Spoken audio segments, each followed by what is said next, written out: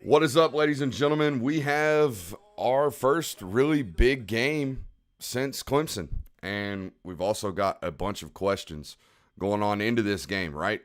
Number 8, Arkansas coming to town against the number 2 ranked Georgia Bulldogs.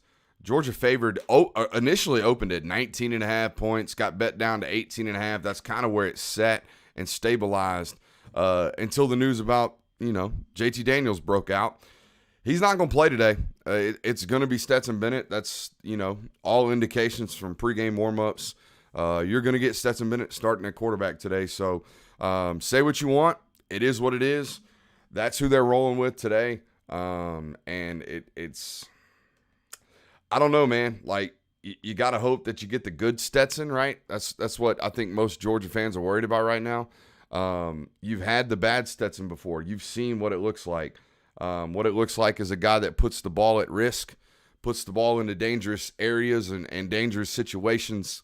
And JT's just not healthy enough to go. I was telling the Patreon audience this weeks back when I heard about this oblique injury, and now it's turned into a lat injury. Guys, these are muscular issues on the right side of his throwing body, right? On the throwing side of his body. Those things terrify me. When I hear about them, especially with baseball pitchers or baseball players in general, you hear about an oblique injury. That's a 6 to 8 week injury, period, point blank in baseball. Now, football teams, especially SEC football teams, they have a lot of advantages that a lot of other programs and other sports don't necessarily have in terms of sports medicine, right? They can do a lot of different things, but muscular issues you can't do anything about. They are what they are. And they take a lot of time to rehab and take care of. And that really worries me when we're talking about a quarterback. I'm talking about a guy that is going to have to, it's going to take time. This might be a thing that he battles almost all year. And that's really troublesome for a Georgia program that was really, really relying on this guy to be a stud this year, like to really ball out and carry your football team, right? Preseason Heisman favorite. I mean, he was the favorite, especially after the Clemson game. He was the favorite to win the Heisman Trophy this year.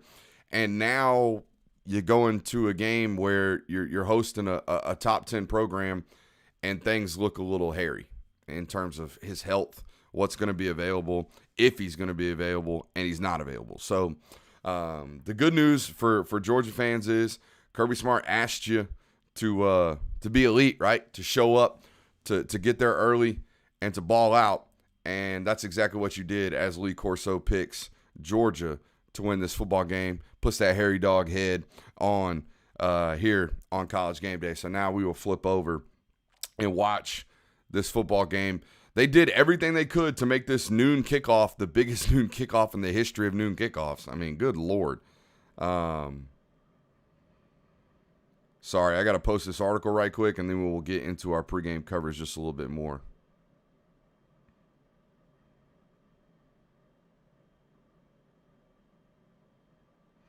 Somebody was asking me on the Discord, which we'll get in. We'll patch those guys in very, very quickly. Somebody was asking me on Discord what I felt about, the game plan now that Stetson Bennett is indeed the starting quarterback, how Monken will go about calling this football game. I worry about Stetson putting the ball at risk in this football game. Not even going to lie to you. If you watched last week against Vanderbilt, and especially if you watched our film review, he put the ball at risk. He put it in bad situations. He allowed Arkansas to have a run at Vanderbilt, to have a run at the football several times last week. I worry about him turning the ball over today. And I think it's something Kirk talked about today on College Game Day, about the fact that he is ultra competitive, right? He is uber competitive. And that competitiveness sometimes leads him to putting the ball at risk. That's something that can't happen today. You have to drive the length of the field. You have to be very, very patient, very, very disciplined about your attack offensively. And if you're not, they will turn you over. They absolutely will. So I would imagine the game plan looks a whole lot like it did last year against Arkansas. and especially against Auburn. That was the game plan I referenced in Discord just before we went live here today. I think that's the best type of game plan. Lean on the run game, lean on a heavy play action type of aspect, and move the pocket. You have got to get this guy outside of the pocket, allow him to use that athleticism, that he does indeed have. And don't let him sit in the pocket, because this Arkansas defensive line, guys, they're thick, like they're heavy, but they're really, really tall. They're long and they're tall, which means the throwing windows are going to be rather tight in terms of getting over that defensive line. So as Brad Gibson says in the YouTube comments, trust in that defense, lean on that run game, and do what you got to do to win this football game and get out of here alive.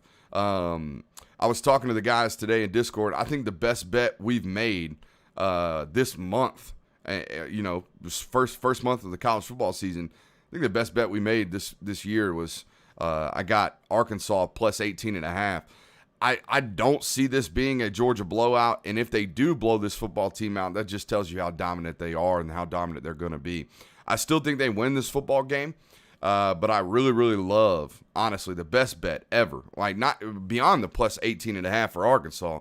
The best bet we've made was the total team over. Both teams, first half, 25.5 points.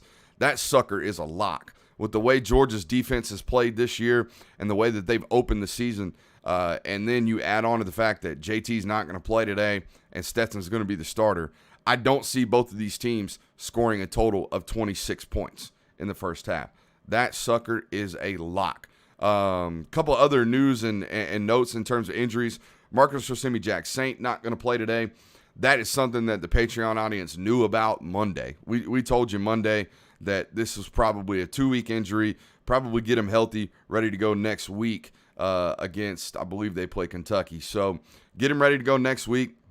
Not going to be a factor today. I don't think Arian Smith's dressed out today. I don't see him being a factor today either, with that shin contusion that he's got going on. So, a pretty banged up football team from Georgia, honestly. A pretty banged up football team. Your quarterback's out.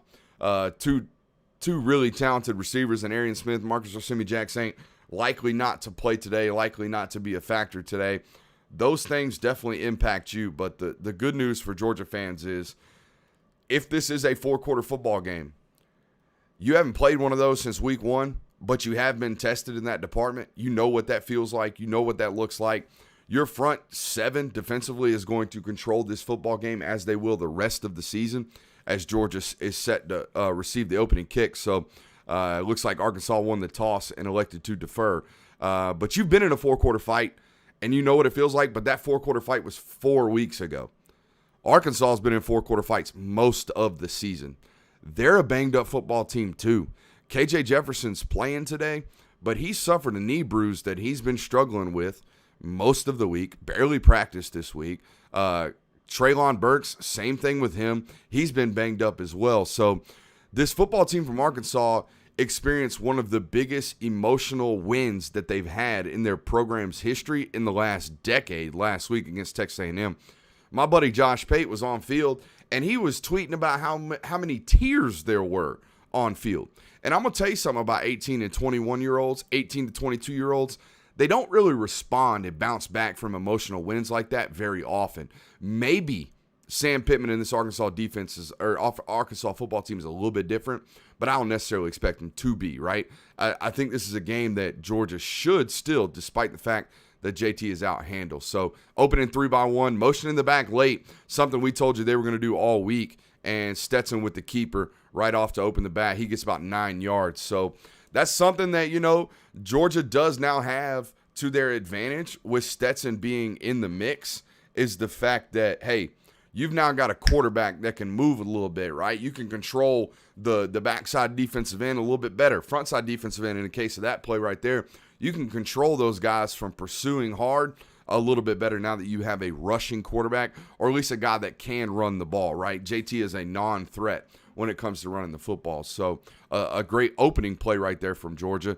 And it looks to me like Cedric Van Pran, as it looks like Lad McConkey just took a lick and he's kind of hurt right here. He's slow to get up.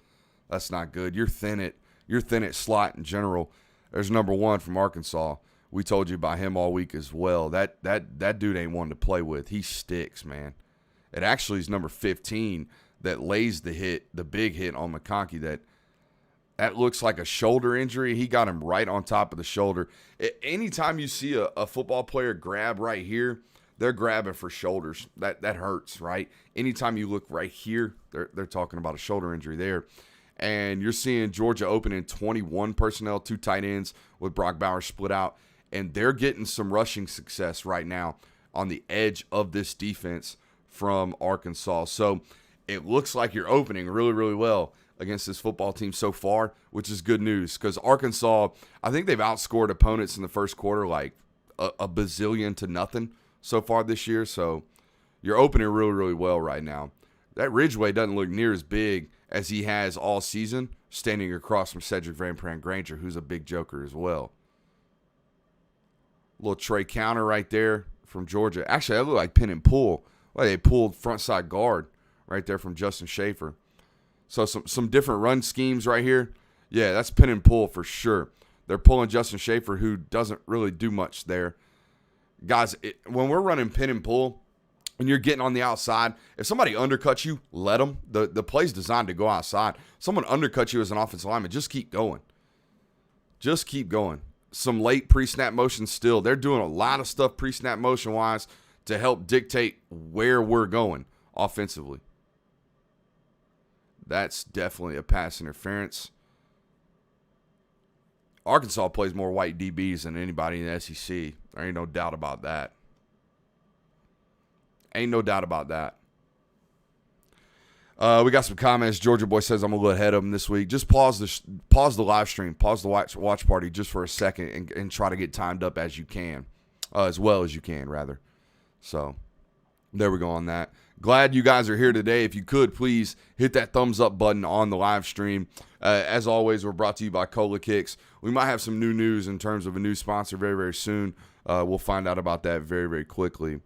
Michael B says AD leads the league in getting PI calls. Probably a true statistic there. He's getting a lot of them. So let's see here. Open to the same offensive set. Oh, here we go. A bunch look here from Georgia. If you watched the film review this week, we talked a lot about this. A lot about getting some success out of the bunch looks. Look how much room Justin Robinson has down to the bottom all by himself with a safety shaded over a little bit. And there you see a quick slant, and Justin drops the ball. He's had problems this year. Problems dropping the ball.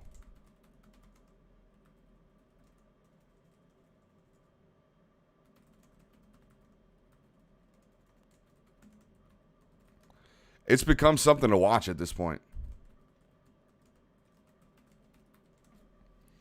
And, you know, I saw a lot of people, especially in the Discord, talking about, hey, maybe Justin Robinson's the next, maybe he's the next Matt Landers. I don't know if that's the case, but it's not looking good so far early on in his career. Another outside rushing play. Georgia's walking the ball down the field. They're doing a really good job opening here. Let's see. Guys, I'm going to try to do a better job today, not necessarily tweeting and being a little bit better in terms of an analyst while we're doing this watch party. But every once in a while, we got to throw some tweets out. That's that's crossface zone. Just blocking the running the H-back across the formation. Split zone, rather. Georgia Boy says he needs to work on his hands. Yeah, he definitely does. As the TV network goes to talk more about JT Daniels here and why he's not playing.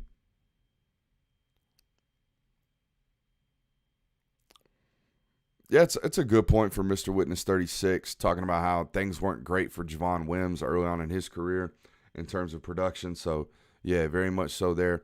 Late motion right there, emptying.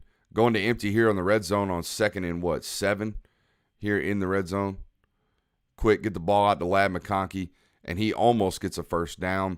So you're looking at, you know, third and inches inside the 5. I love going empty against this football team. I really do. It really stresses them. It puts them, despite the fact that they want to drop 8, it still puts them in a man-to-man coverage type of situation, and that's something I trust Georgia to win against this football team from Arkansas. Let me get a swig. Got a little Mio. Hard count. And that would be a touchdown for Georgia. That's walking the ball.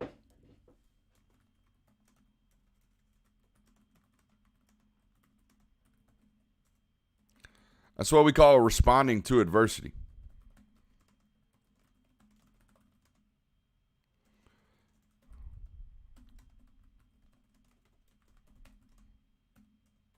They straight up walked them, folks. They walked them down the field.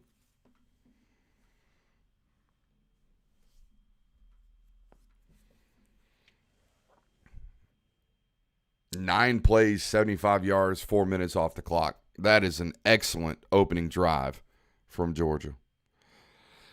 Georgia Boy asks, how you think our secondary is going to hold up today? We'll find out. I only am worried. Literally, I'm worried about one player only from Arkansas, threat-wise, deep ball-wise, and that's Treylon Burks. We'll see how they game plan against them, how they respond against them, that kind of stuff. It's going to be a test for sure. It's going to be a test for sure. The great thing here from Georgia, right? Everybody was kind of pissed, myself included, kind of upset about, a noon kickoff, right? Kind of sucks to have a noon kickoff, especially when we're talking about a top 10 matchup between really two good SEC football teams. Here's the good news. You've got, let's read through the names. I know this is a public platform, so and these are nugs we've shared, weeks in advance or days in advance at this point. Let's go look at this confirmed list of guys that are going to be on campus today. And guys, the great news about this being a noon game is you get to spend a lot of time with these recruits, and I mean a lot of time. Patreon seems to be taking a while. If you're not already subscribed to the Patreon platform, feel free to do so. We've kept you up to date with all of the injury news and all of the rotational news, all that good stuff this entire week. But listen to this list that we put up on Patreon this week. Alu Ba, committed to Florida State right now, an offensive lineman that they're really heavy after.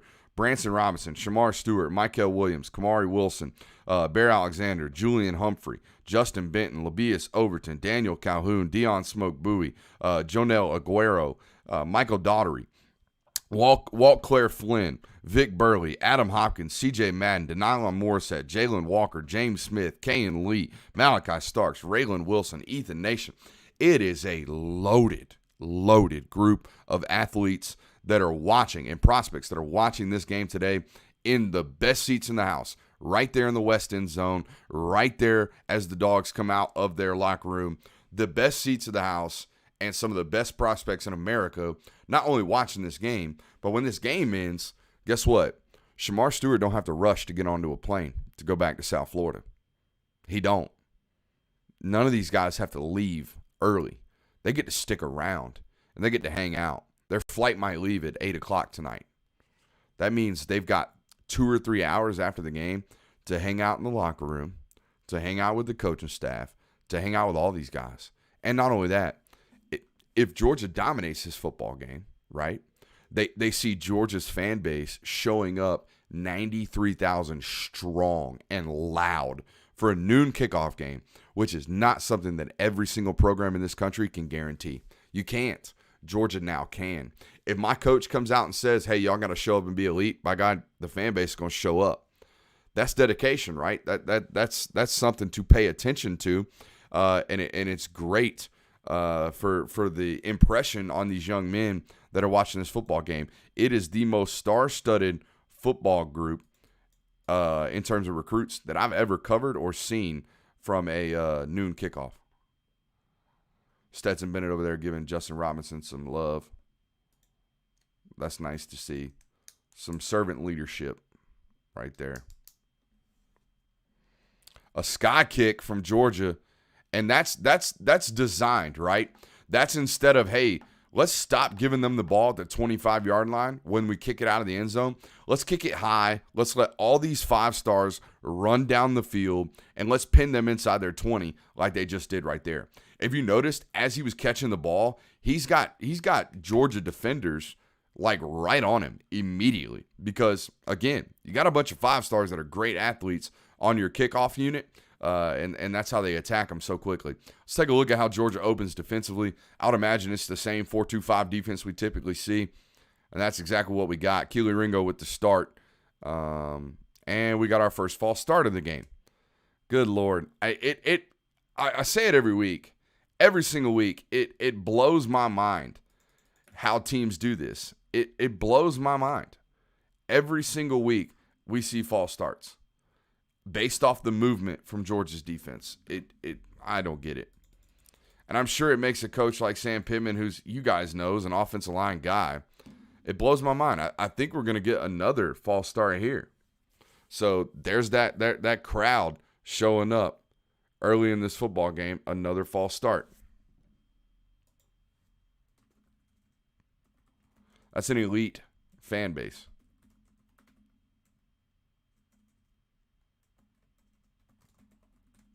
That's elite crowd noise for a noon kick.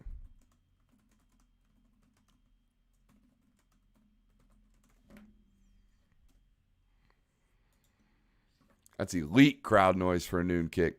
Guys, feel free to share this wherever you need to share it. Let's get these numbers boosted up. We're not doing near as well as we typically do. I get it because Kirk and the guys are on the call. It is what it is. I definitely understand. I mean, they're backed up all the way in their own end. Great job by Trayvon Walker stretching the edge right there. It's a great rep from him. Really good rep from him. Georgia Boy asks, is Patreon an app or do I go to .com? If you go to patreon.com/Brooks Austin, you'll find us. The link's in the bio here on Twitter, or on YouTube, rather. So if you don't feel like searching anything, just check the link in the bio. Devontae Wyatt with a sack. And now you're going to see a 3rd and almost 22 inside their own 5. It's the thing I've reveled about this Georgia football team. They're so mature. I mean, so mature, so experienced. And what they don't allow is people to show up flat and to not prepare for a football game. It's just not something they allow. So, when people, like, normally Georgia fans have been worried about, noon kicks, right? Something you've always worried about. Oh, we got an inferior opponent planning a noon kick. Is it going to be a problem? Not with this football team. This football team responds. They show up and they play, right? Kirby talks all the time about playing to our standard and stuff like we practice to beat everybody, not practice to beat somebody, right? All those coaching aneurysms and coach speak type stuff, it means something when your program actually responds to it. And this team seems to be doing it. So you preach it enough, you talk about it enough. I would imagine they come after this punt, by the way. I would. Anytime a football team is backed up inside their own 5, especially inside their own 2, I'm coming after that daggum punt. I am. Yeah, some folks talking about Quay Walker doing a great job right there in coverage. He did. He just closed that off. I don't know why that was the game plan, 3rd and 24. I would have probably handed off a draw, honestly. It's just there's nothing in the playbook for a 3rd and 24, ever. 0 in the playbook for that. Kyrus Jackson with a pretty decent return, but we're going to get a block in the back here, it appears. So it's kind of why, guys, I honestly, I really, really hate punt return, kick return, all that good stuff. I hate it because I wouldn't say 9 times out of 10, a lot of the time you end up getting a block in the back. You'd have been better off calling a fair catch here because that's going to be a spot foul, 10 yards from the spot foul, and you're going to get the ball on the backside of your 50 when Kyrus caught it at the 50. You see what I'm saying? So sometimes these things really, really hurt your field position. So keys to the game, they say. KJ Jefferson must be a difference maker. That hasn't started out well. And as I told you, Kirk knows. He watched the film too. Patience is a virtue for this offense from Georgia. We talked about that all week. All week. That place looks immaculate right now.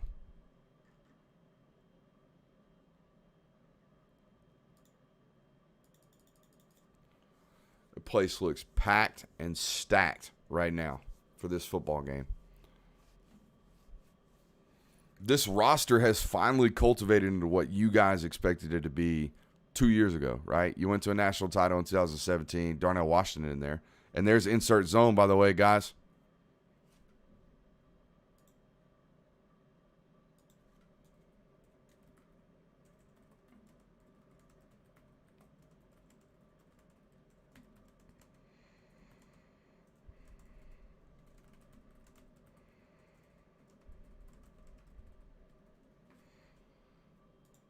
Wonder who told you that one. All week, we designed it up, right? Insert the tight end, get him on the front side, play side linebacker, and let's roll. There it was, right there. There's lanes, man. They are gashing so far. It's going to be about 3rd and 6 right here, so really your first test of Stetson Bennett as they go 20, what was that? It's actually 12 personnel, 1 tight end, two backs. Excuse me, 21.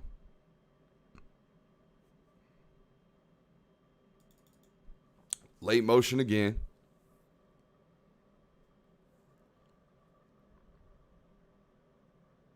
They're doing a really, really good job with this nose tackle so far. A really good job with this nose tackle so far.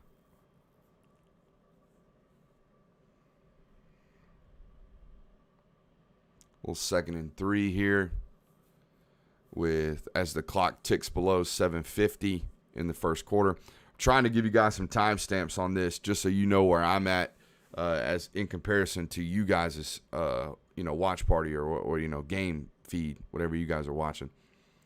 A lot of late motion.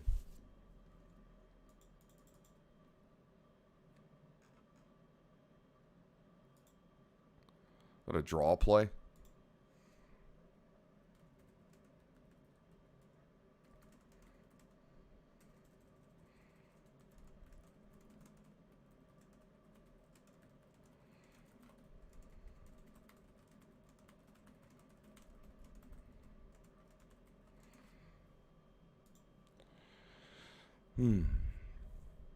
Cedric just seems much more comfortable. Much more comfortable with what he's got going on. And in a 3rd and 2 like this, they're going man coverage, which means they're bringing a safety down to the box for sure. And there he is making the play. So, yeah, I mean, 7 guys in the box, 8 guys in the box. Don't get mad right there. This is 2-down territory for Georgia anyways. You're out of field goal range. Your defense is stout. So you're going to see another play right here. They will be going for this, I would imagine. Plus territory.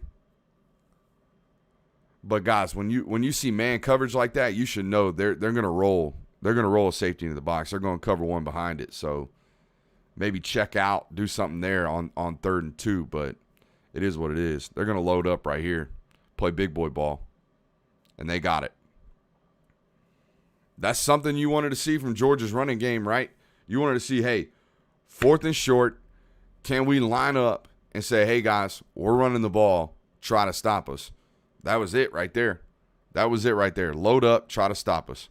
Great cut from Zamir as he knocks an ear pad out of somebody. Boom. Is it his ear? Or was a mouthpiece, actually.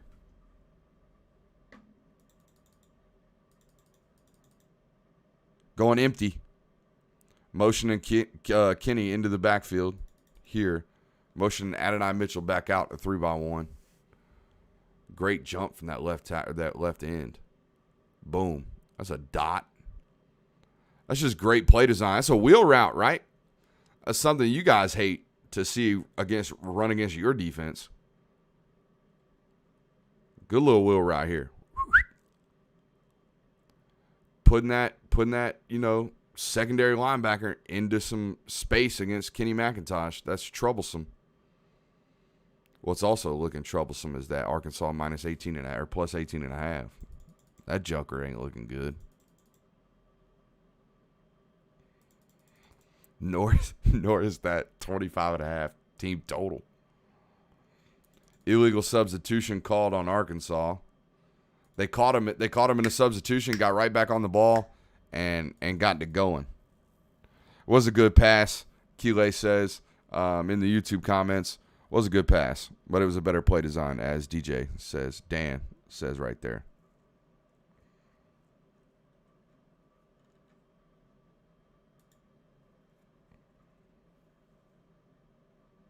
It's just a lot of room to work with against that cover 3 football team, right? We talked all week, too, about using cover 3 beaters from this Georgia team. That was an exact example of that. Oh, man. I thought Kendall Milton was about to get his first. It's crazy to me that Kendall Milton doesn't have a rushing touchdown. Doesn't have a touchdown in general.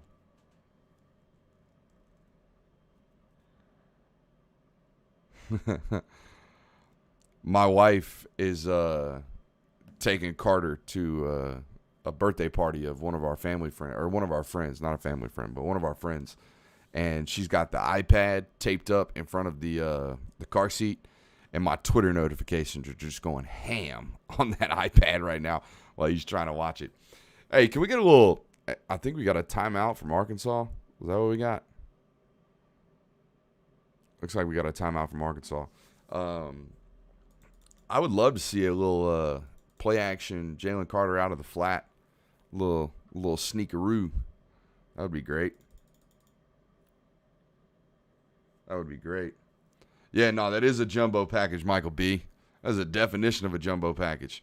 Jalen Carter, Jordan Davis. I believe Owen Condon's probably on the field as well, or Xavier Truss, one of the two. Yeah, it's thick. It is thick. This live stream's not as thick as I think it should be. Am I not doing a good enough job here, man? Do I need to, pay some former head coach at Georgia to come on here? I'm just kidding. I'm not, though. Is that what I need to do? I need to get some type of major sponsors. Who knows? I appreciate those of you who are here for being here today. I thought it was going to be a good football game. It looks like it's going to be a cakewalk again for Georgia so far. Especially when you consider Arkansas is a team that's come out strong early and typically faded in football games this year. They're going to have to do something that they don't typically do. They're going to have to finish strong in this football game. Again, that's not something that they do.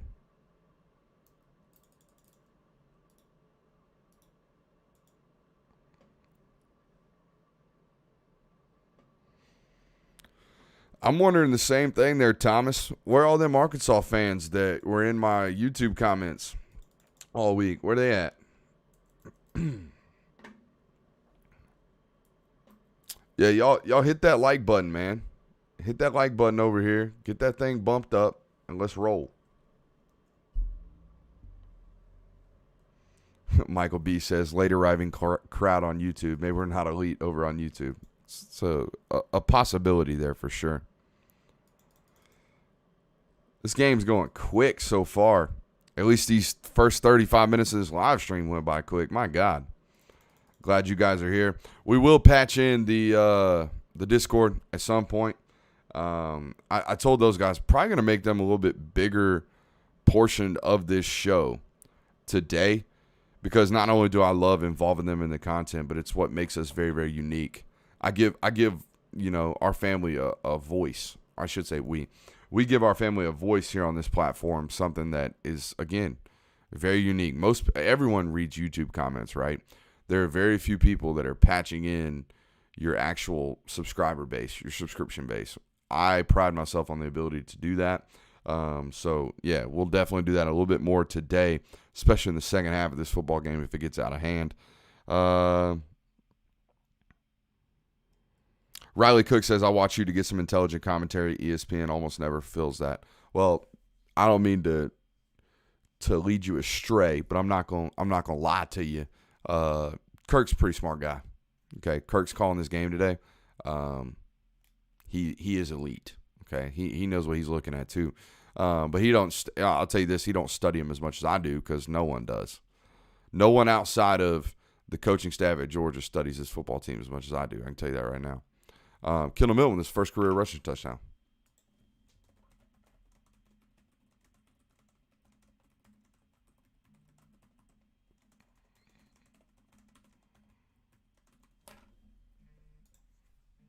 You love to see it. You love to see it.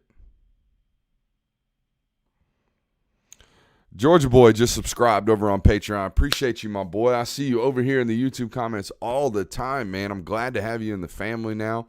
That's big time.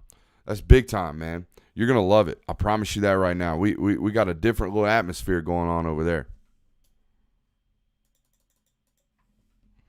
Different atmosphere, man. It's different than any subscriber base you'll probably ever find. I promise you. I will send you the Discord link very, very soon. It's attached to your subscription, so that's where all the homies are. Carter blocked 3 guys. 88 just killed 3 people. Yeah, you guys seeing it. Best fullback in America. We done said that. Best football in America.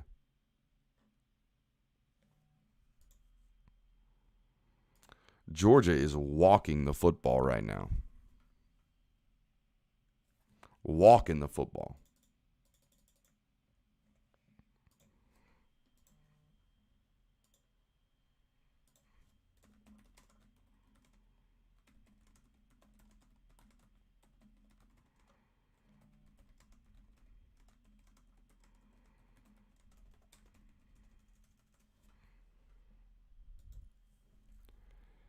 I'm glad Milton got that touchdown to make him more hungry. I think he's plenty hungry, to be honest with you there, Mr. Witness 36. Yeah, Stetson gets super hyped. The emoji's deeper than that front 7. Big facts right there. Probably a little more volatile as well.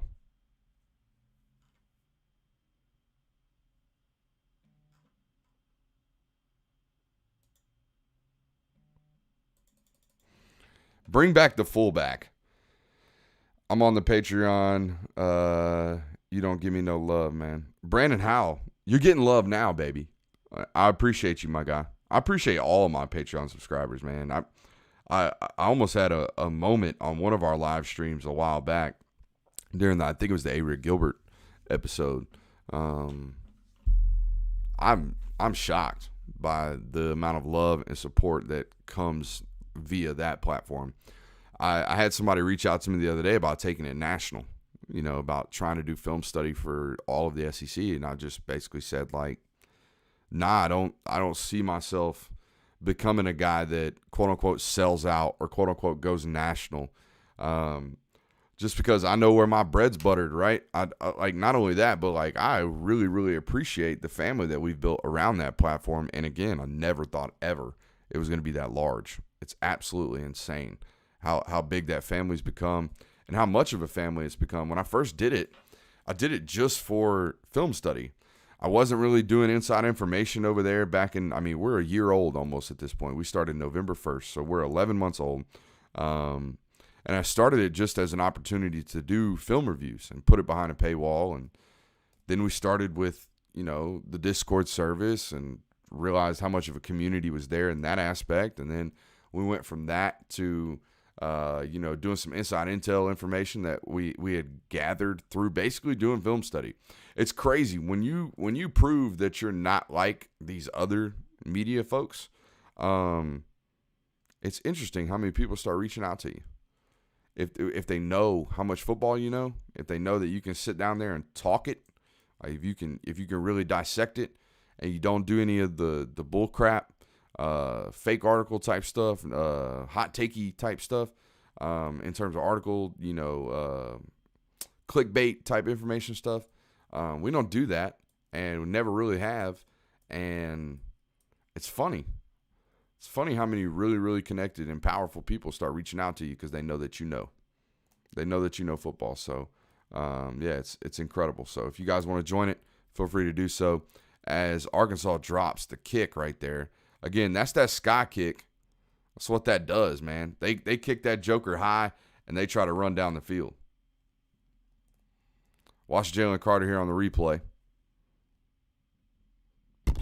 Boom. Now, he legit blocked 3 guys. Cedric Van Pran burying folks as well. Love it. Love it.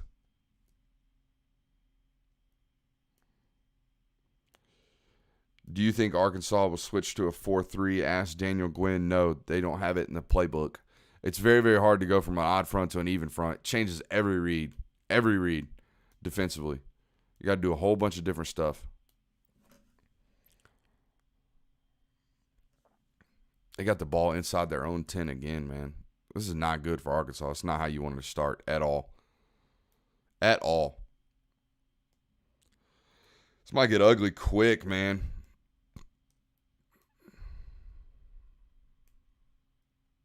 I just need him to hold on. Give me that minus 25.5, please.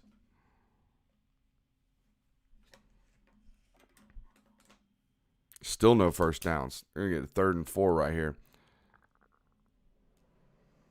Interesting. Trayvon Walker with a big hit and another flag on the play. I would imagine this is against Arkansas. Georgia's been pretty clean so far early in this football game. We'll see who it's against. Maybe a defensive hold. Illegal man downfield. Arkansas. So that negates the gain right there. Half the distance to the goal. You're looking at 2nd and 14. Again, the worst start imaginable. Honestly, is there a quarterback controversy on this team? JT just can't stay healthy. I don't think there's a controversy. I think if JT is healthy, he's your starter. But the problem is getting him healthy, right? But again, like we started with the show, like we opened the show with, those muscle strains on that throwing side of that body, they scare me. They always have. There's a lot of space down here at the bottom. A lot of space in that 3-receiver set. And there you see him attacking space. But when you rally to the football, it doesn't matter. Chris Smith's so damn fast. He came downhill from 12 yards deep. I mean, he was at the sticks. Came downhill and made that tackle at +2. Look at this speed. That dude closes, man. He closes. So no matter how much room's out there, you can't attack it against an SEC defense like this because they just move too fast. This is a first down set from Arkansas. I don't know why they're running this on 3rd down. Motion the tight end. Quarterback draw. Hey, quarterback draw. I hope you were screaming quarterback draw. I hope you were screaming.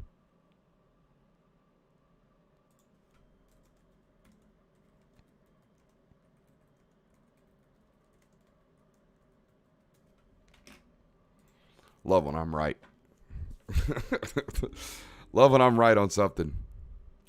Been right a lot early. Late snap manipulation. Insert zone already ran. And quarterback draw on 3rd and medium to 3rd and long. Ding, ding, ding, ding, ding. Block. Touchdown. That's incredible. Wow. Wow. Good Lord. What a beating. This is incredible.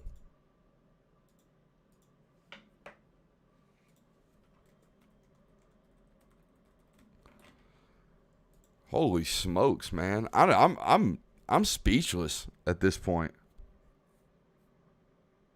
I'm speechless. This is a perfect football game right now for Georgia. They've done everything right. Everything right. Jesus.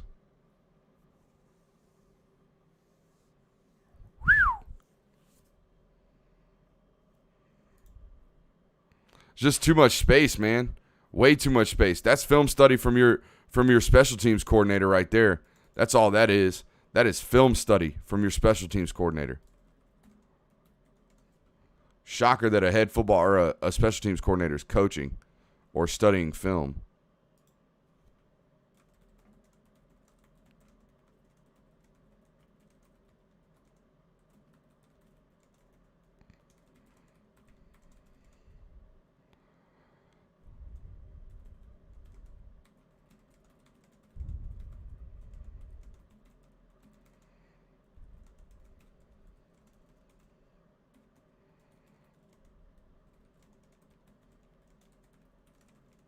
Credit the man. That's a special teams touchdown right there.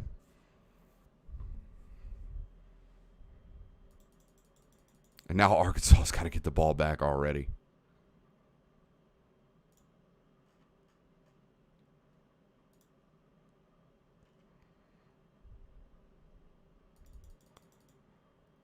They're kicking it high again. He just fair caught. Yeah, they're going to fair catch all these the rest of the game.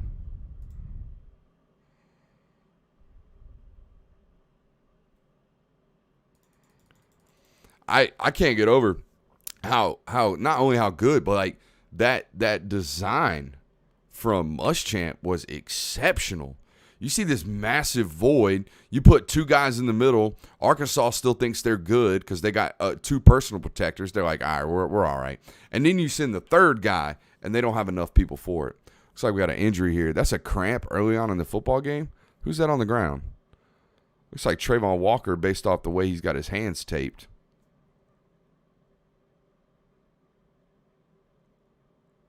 Can't quite tell who it is on the ground. Maybe you guys can hear it via the no, it's Nakobe.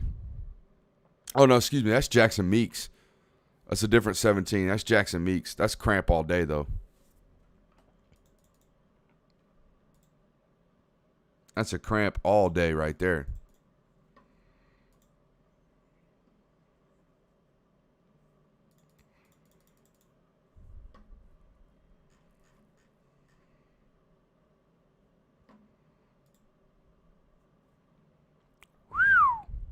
Man.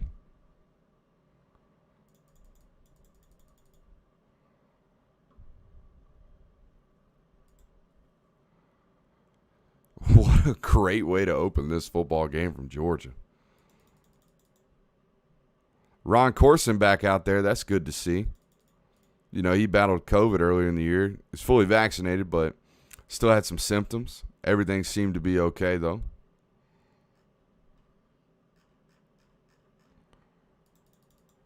This football team's insane right now, man. It's not Nakobe Dean down. It's Jackson Meeks for sure. Jackson Meeks and Nakobe Dean don't look anything alike. They wear the same number. But that's the end of the comparisons.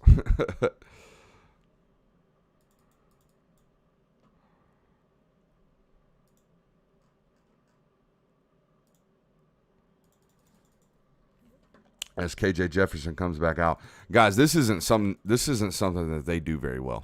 They don't win games coming from behind.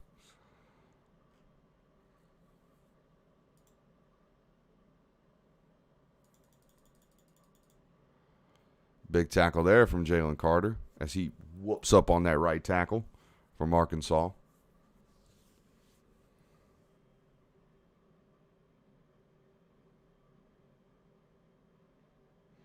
Oh, Bobby Means, it's already a bloodbath. He says, I got a feeling it's going to be a bloodbath. It already is.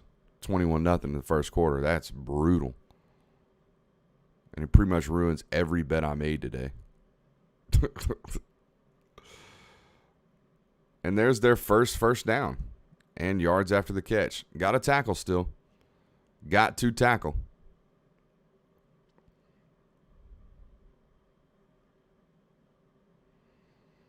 That's the running back out of the backfield, just getting him the ball quick. And they're going to play quickly.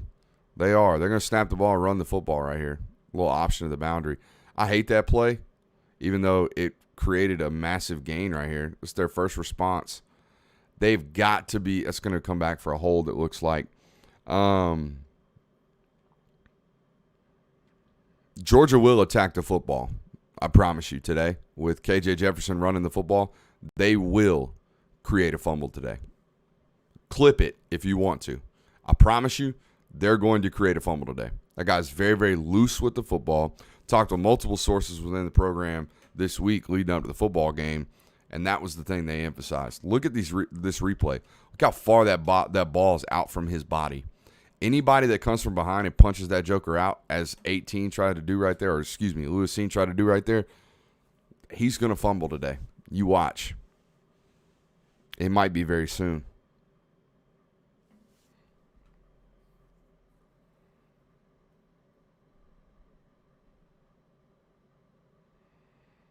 Nolan Smith with a tackle on 1st and 6. Probably going to be a 2nd and 2 right here is what it looks like. 2nd and about 1.5 as the quarter ticks down. God, what a great opening quarter from Georgia here, man. It's not something I expected in this football game, but that's how you respond, man. Every single time we think this football team's going to show up flat, they just come out and they dominate. It's a sign of an experienced football team like we were talking about earlier. It's impossible for my takes not to get regurgitated at this point.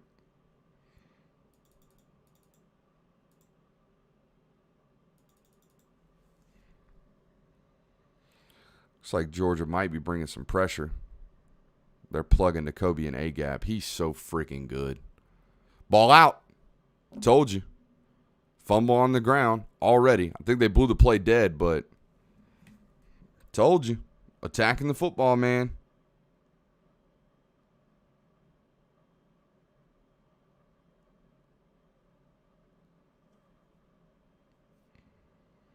Attacking the football into the first quarter.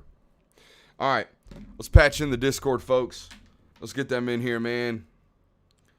This is what I love about our platform.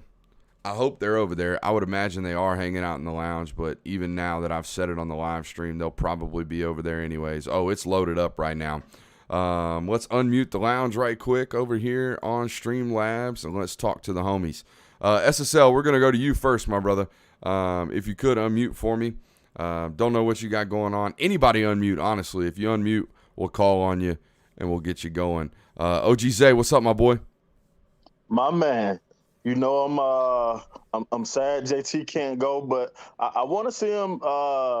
Let Stetson run the offense a little bit, get some short and mid-range passing game going. I'll be excited to see that. No doubt. And, I mean, it looks right now you're pretty much dominating the line of scrimmage on both sides of the football. So even if you just run the ball at this point, you're going to be okay. Here's the thing we've got to start watching as this game moves forward. You guys know Kirby Smart's got a lot of respect and a lot of love for Sam Pittman. It's 21-0 at the end of the first quarter. If you see a very vanilla offense moving forward, please don't be mad. Don't be taking to Twitter. Don't be upset. Just know that he's showing respect for the other guy on the other sideline while also trying to keep his team very, very healthy. So I expect to see a very vanilla approach moving forward. I don't even know if they're going to – they haven't taken a single shot yet. They've designed up some cover 3 beaters, right? The biggest explosive play in the passing game right now has been the wheel route. So don't expect a lot. If anybody wants to unmute else, we will call upon you. So hop in as you feel free. SSL, I know we called on you. Dan, I see you hopped in here. Any of you guys, we got JC Dog. What's up, JC Dog? My man. Oh, he jumped right back out. You know, if you're scared, get a dog. You know what I mean? You're scared, get a dog. Just kidding. Jake, what's up, baby? It was probably Mike Griffith coming in to see what's up. Chill out. We are on a public forum. I couldn't resist. I know you couldn't. Nah, but who would have thought, man? We up 21-0 at the end of the first quarter. I mean, it's a dredging right now. It is an absolute dredging. It's brutal. But nah, man, what we got going on over there at the Jake and Juicy household, my boy? Oh, I'm sitting in my chair. I got the game on right in front of me, and then over to the side, I got my boy Big Beezy with the with the call. I got the TV muted, and then you're calling all the plays and stuff for me. Hey, that's the way to go. Honestly, like I consider this game day watch party as what we call a secondary viewing experience. I mean, the Mannings have perfected it, right? But they have ESPN rights. They can put the game on the game while they're calling the game. But nah, this is what this is for. This is for additional content. As much as I live to listen to Curb Street call a game, Herb Street call a game, and Reese Davis, but this is the way to go because, there's things that we talked about all week that have already hit, right? We've talked about insert zone. They've ran it. We talked about pre-snap motion. They've done it. We talked about quarterback draw on 3rd and medium to 3rd and long. They've done that as well from Arkansas. So this is the place to be, especially during a live game. Let's get some more other reactions. Dick, I see you're in here. Are you enjoying your day off being a fan, my boy? Man, I woke up this morning. I went to Micro Center. They had graphics cards. Georgia's up by 21. Man, they can't get better than that. How big of a nerd could you be? They had graphics cards. My man was lit. I don't know. That's like going to a Foot Locker and them having a pair of Jordan 3s, the ones you want in your size. The ones you want. That's what that's like. It never happens. For a computer nerd. So that's good to know. Look at all these bunch sets that Arkansas is running. This is masterful. Oh, QB draw on 3rd and 6. My God. Good Lord, man. How good am I? How good am I?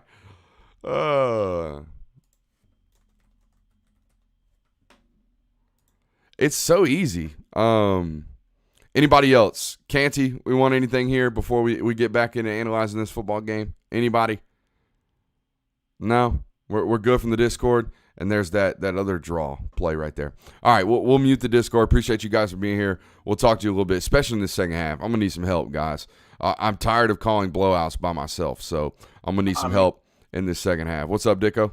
You done picked this team to cover, so. I did. That's on me. You know what? I might take Georgia and lay the points the rest of the season. They look like they're responding at every advance. I tried to tell you I'm taking Georgia to cover. Yeah, and then I had some inside sight on whether or not JT was going to play on Tuesday. I just couldn't release it because I couldn't torch the source. Whether JT plays, Stetson plays, Brock Vandegrift plays, who cares? You're still going to beat Arkansas. True. Appreciate you guys. Who's that running? That was Nolan Smith chasing it down from behind. I mean, this is dominant. This is a dominant performance from Georgia so far. As we get our first red zone possession from Arkansas.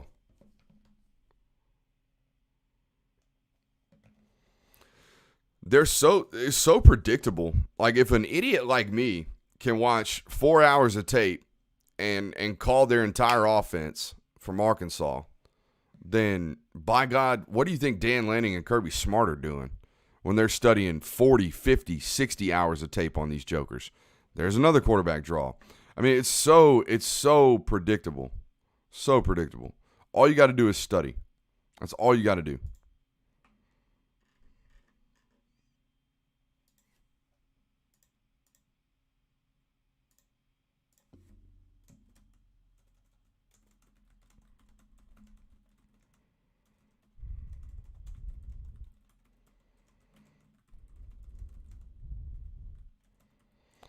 I mean, why aren't you watching the What to Expect, videos?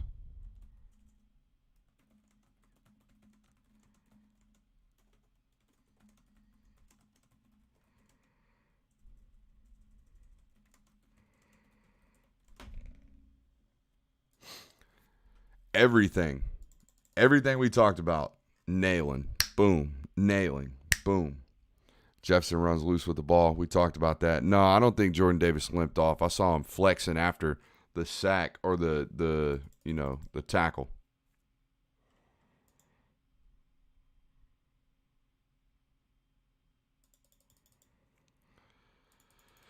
All righty. What a beating. Was a good stop and a good job by your special teams unit creating a little bit of pressure and pushing that ball right.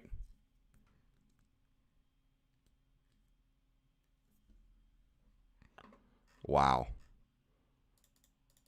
What a start from Georgia. I know I keep saying it, but it's not something we ever expected.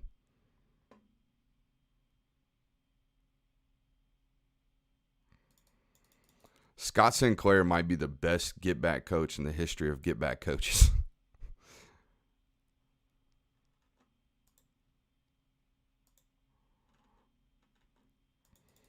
All right, let's read some more comments. The Disney storylines for Arkansas met reality. Cinderella is broken. KFC commercial, let's go. Auburn staff going to tune in next week. They 100% are on the What to Expect. They definitely are. Don't forget to smash the like button. 100% there from Bubba. Appreciate the love on that one.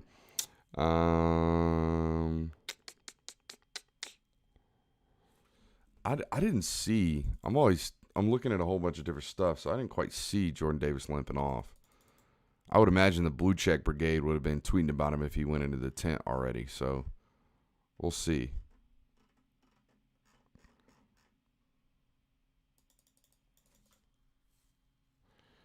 You think Arkansas may try to start hitting the deep balls? They got to. They got to do something. Problem is Georgia's dropping a lot of coverage right now because they can. Not worried about the run game from Arkansas.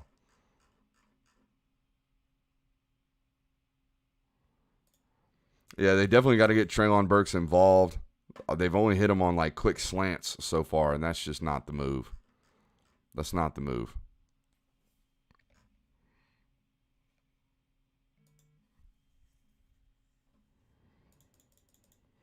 I love the Arkansas fans telling me, "Why are you watching last year's film?" Because you're the same football team. I mean, you've played better, but you're the same football team schematically, right? Tendencies are tendencies. My tendencies as a 26-year-old guy this time last year, probably the same tendencies I have this year, right? Still do a lot of the same stuff, just like offensive coordinators do, right? So yeah, you can't be like, oh, he's watching last year's team. This offensive coordinator is completely different. No, because he's not. He's the same guy. He's doing the same stuff. 3rd and 5, 3rd and 6, 3rd and 8, quarterback draw. Guarantee it. Defensively, they do the same stuff. They're an odd front defense. Yeah, they got some new guys, but schematically it's the same, right? So the tendencies and the holes that you find in whatever game plan or schematics they got going on, they're still going to be there. Still going to be there the next year. As we see Broderick Jones get into the game, now Jamari Sawyer in at right guard. So that's interesting to see. Backside cuts. All day backside cuts. They're playing fast, too, from Georgia. They're right back on the ball, subbing out just a little bit.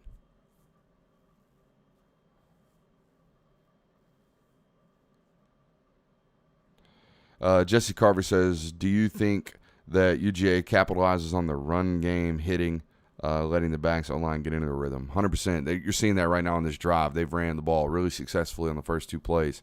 So, yeah. I would imagine at some point they take a shot, though. It's just as a first false start here from Georgia. Look like McClendon moved.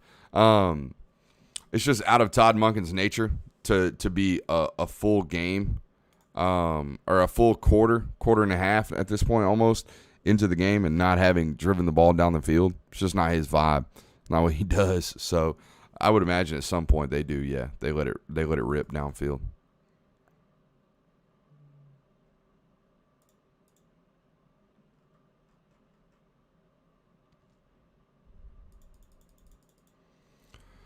See here, 2x2 from Georgia. Maybe a little Lad McConkey bubble down here to the bottom of the screen. There's a lot of space down there. A lot of space. Hand the ball off to James Cook. My God, and they attacked that same space. He can move, dude. He can move. Something we talked about in film study this week as well about how susceptible they were to the edge being caught. They slant the wrong way. They slanted the defensive end in, and Broderick just rag-tossed him. So you collapse that edge, and next thing you know, guys are bouncing out into a whole bunch of voids in your defense. Holy crap, Cedric Van Pran Granger.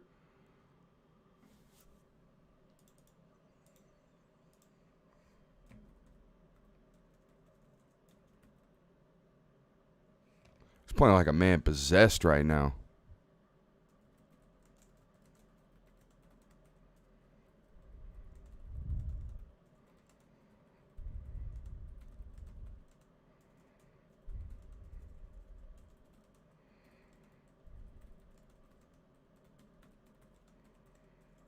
My Lord.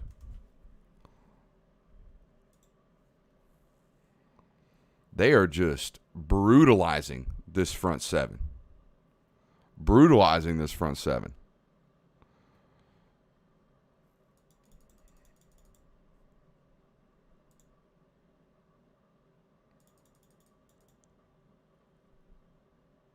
They're young. They are young. See Darnell over there, right tight end. He is blocking down on folks. My God, Darnell.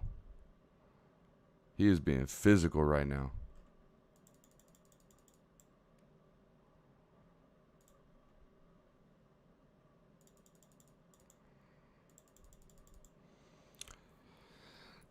Dude, every single question mark coming to this football game, whether it be, will the center hold up against these nose tackles?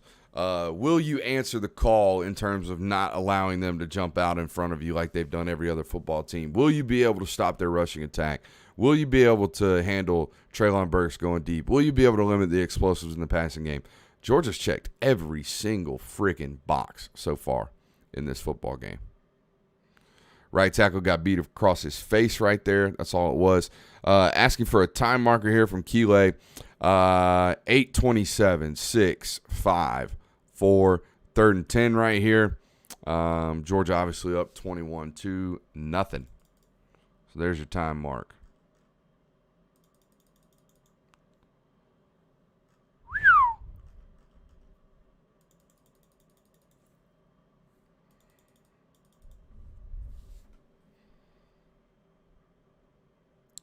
Starting to see Arkansas bring a fourth defender.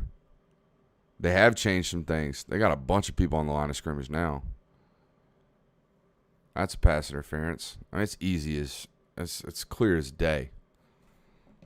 Clear as day.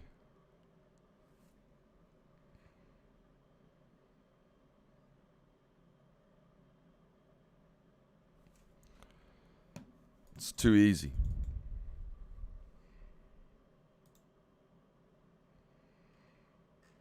It's so funny. I get a bunch of tweets during the game about, oh, Brooks was right about such and such. Brooks was right about such and such, like telling you to attack 17. Yeah, that one wasn't hard. Just not the vibes right there, man. Not the vibes.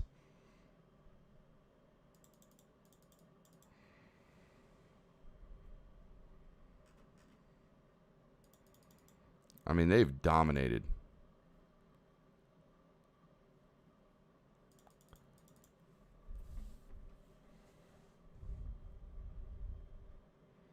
Arkansas trying to dial up some pressures here. Stetson calming them down at the line of scrimmage. That's a false start. Offsides, rather, from Williams. Yeah, AD continuously is getting these pass interference calls. See a lot of the Pickens comparisons. I'm here for him, but I'm not really here for him. I'm here for him in the sense that he looks really, really good as a freshman. Guys, George Pickens is a very, very special individual as a football player. He is. So, is he 80% of George Pickens? Yes. 85%? Maybe. Will he maybe one day be 95% George Pickens? Possibly. Still a great football player. But Pickens he's unique. That should have been intercepted. So we talk about just putting the ball in harm's way just a little bit. Just a little bit right there.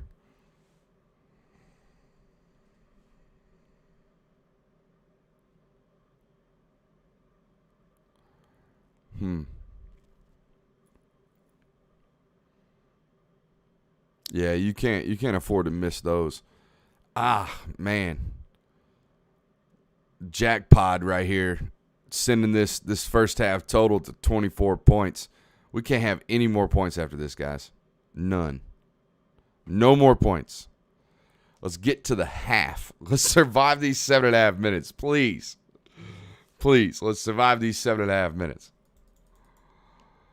Oh, God. All right.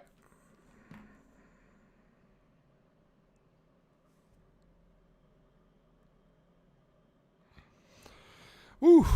What a game, right? What a game so far. Let's check in on some scores across the league. Let's go to ESPN, check the scoreboards over there. Some pretty big noon games this week, right? I think a lot of top 25 teams are playing this week at noon, including this Georgia game. Run it up, Herm. Leave no doubt. 100% there. All right. Guys, I'm sorry. I drank way too much water before this game. I'm not Buddy from the Red Zone channel. I can't sit here for 7 hours and be on a live stream. We're an hour and 10 minutes in, and I've got to go to the bathroom. I've never done this. First time ever I've had to go to the bathroom during a live stream. I will be right back. Please don't leave me. It won't take long, I promise.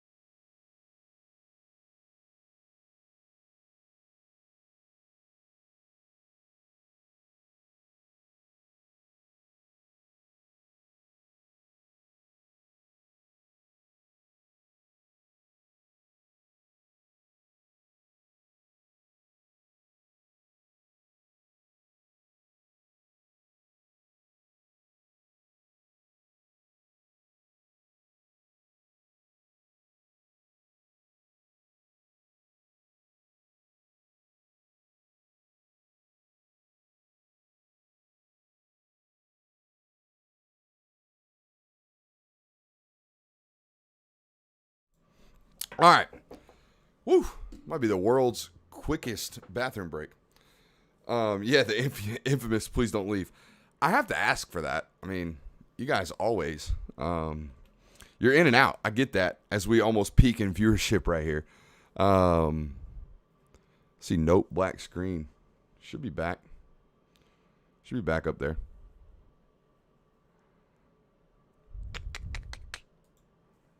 There we go. Yeah, we're back. I know that YouTube stream's a little delayed from what I'm seeing on Streamlabs. Sorry about that. Unprofessional. Can't believe I did it. Never. First time ever. We've done 4 live stream parties. This is fifth live stream party we've done this year. Haven't gone to the bathroom yet. Just did. My boy Jake's been training me virtually, sending me some workouts. And part of those workouts are, you know, trying to drink a gallon of water a day. So trying to stay hydrated, which means sometimes you got to go to the bathroom during a live stream. My apologies.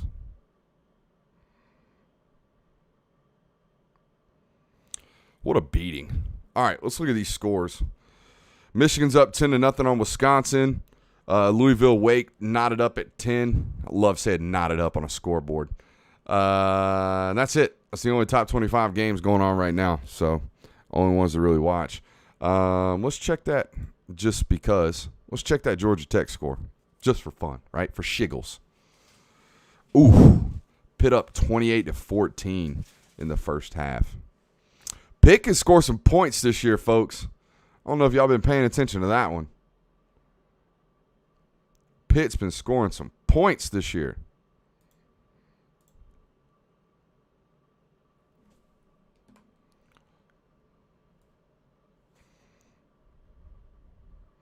My wife has successfully made it to the birthday party with the child, and he did not complain on the car ride. It was an hour-long car ride, which I don't know if you've ever been on an hour-long car ride with a 14-month-old, but it's not great. Brooks, get you one of those adult diapers. That's what the pros do. No, thank you. I'm good on that one. Something about sitting in a diaper, not really sitting with your boy. Arkansas trying to hide Treylon Burks with some pre-snap motion. They're rolling the quarterback right here, and that's a duck. They're going to get a 3rd and 2 right here. This is money territory for Arkansas historically under Kendall Briles with KJ Jefferson at quarterback. This is what they want to be in, right? They're almost like an option offense in the sense that if they're in 3rd and long, 3rd and medium, they're in drastic trouble. But here on a 3rd and 2, they should be good. And now this 3rd and 2 is going to turn into 3rd and 7. Again, man, I just – like, you watch it on tape all week, and you still do it.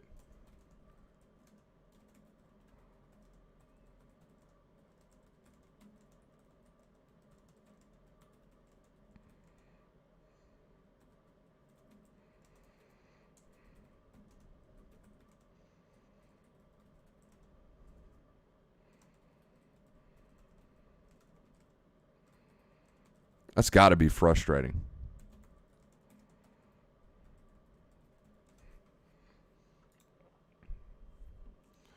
That's 3 false starts, I think.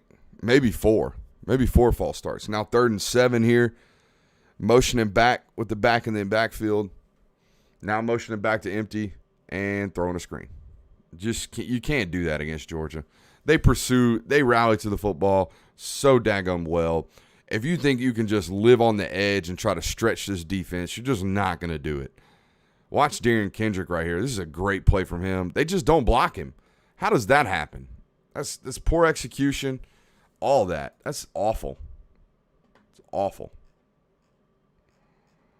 This is by far the worst they've played all year, for sure.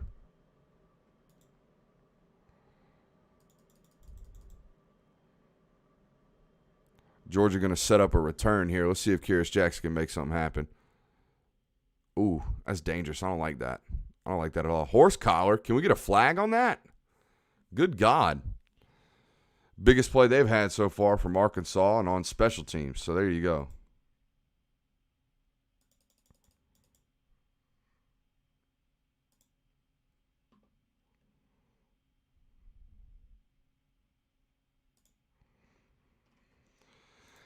We talk all week as an offense from Arkansas about, hey, you can't move early. You can't. The defense is going to shift. 3rd and 2, critical downs, they're going to move. 2nd and short, they're going to move. They want the free 5 yards. It's no different than offenses doing hard counts. It's the defensive version of that. Georgia does it more than everybody else. But you can't move. Oof. I would go berserk as a coach, man. Berserk. Josh Newman over there on YouTube says Kyrus making me sweat. He should. I don't like the move to pick that ball up either, but I also don't like watching the ball hit the ground and giving up valuable field position. I hate that as well. So what are you going to do? You got to pick that ball up. Now all you need is a trick play to happen by Arkansas, and you'll be on 100%. Hey, you bet you can put the house on it. They're going to do something. They're going to run some type of trick play at some point. Yeah. Again, man, I can't emphasize how important those what to expect videos are, because they are, I put a lot of work into them, but guys, offensive coordinators, defensive coordinators, they're humans just like everybody else. So they have tendencies. So if you're smart enough to pick up on what they are, and you don't have to be super smart, you watch a whole game, you watch 2 games, you watch 3 games. I normally watch 3 games, right? I watch the week's previous game, and then I go back to last year's film, and I grab as much all 22 as I can possibly find, and I grind that tape. And eventually, you start jotting notes down, and if you keep writing the same note over and over and over again, that's what we call a tendency, right? That's what we call identifying that tendency. So once you find those, they're not going to change. They didn't change over a 5-game sample. They're damn sure not going to change in the biggest game of the year for Arkansas. They're going to do what they do best, right? They're going to come up, they're going to show up, do what they typically do. So, yeah, it's not that hard to find those types of things if you know what you're looking for, right? If you know what you're looking for, which might be the hard part. Maybe I don't give myself enough credit on these things. But to me, it's not hard. It's not hard to see when you see something, again, over and over and over again. Those things start popping up. I think I give myself plenty of credit, though. So, 5.5 minutes. Come on. Arkansas, can we get a stop, please? Can we get a stop? 25.5. Come on, man.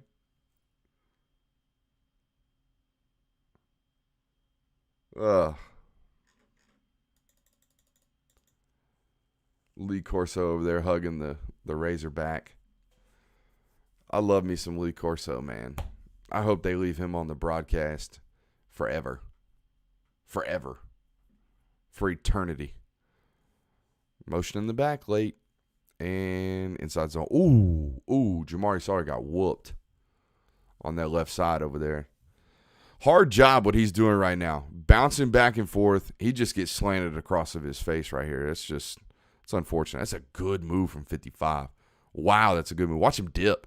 A little pad level on that guy. 56, actually. It's a great play from 56 right there.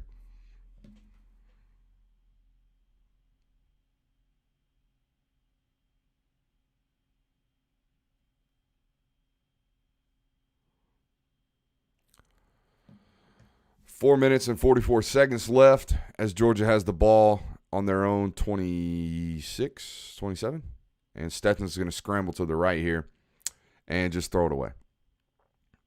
It's a smart play from him. Don't put the ball at risk. Don't get hit. Just get the ball out. Georgia running versus an Arkansas loaded box. That box is going to be loaded most of the rest of the game, I would imagine.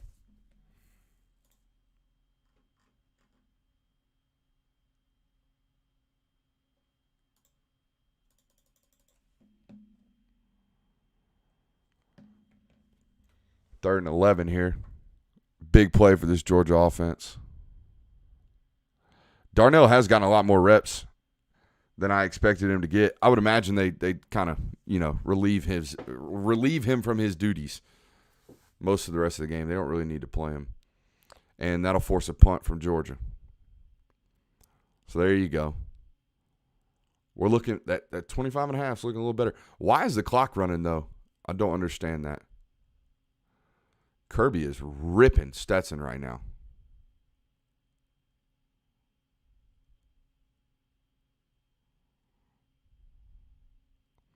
Ripping Stetson. Wonder what that was all about. Those are some of the things that I wish the coach was mic'd up. Could you imagine how much money ESPN would make if these college football coaches and pro coaches would allow themselves to be mic'd up? That would be epic. Oof. Got another special teams penalty. How about Brock Bowers covering punts?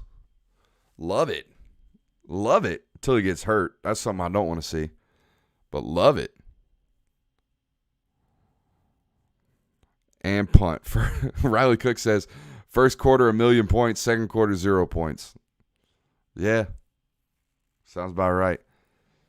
Kraken King says, might be targeting. It looked like the flag came in behind where the actual play was, but false start on Georgia. Blocking the back on Arkansas. Penalties offset. Replay 4th down. I saw an absolute dude from Carrollton last night. He's not a Georgia kid. Probably not going to be a Georgia kid. But he's a flat-out dude. And I can't wait to send his film to about 25 coaches. His name's Terrell Carmichael from Carrollton High School. Flat-out dog. I mean, for the first 2 quarters I was there, they were up like 33-0 after like midway through the second quarter. I didn't even make it past halftime, but didn't come off the field. Played every single down. As Georgia repunts here, looks like they're going to end up, is that Brock Bowers again making a play on special teams? No, couldn't quite tell who it was.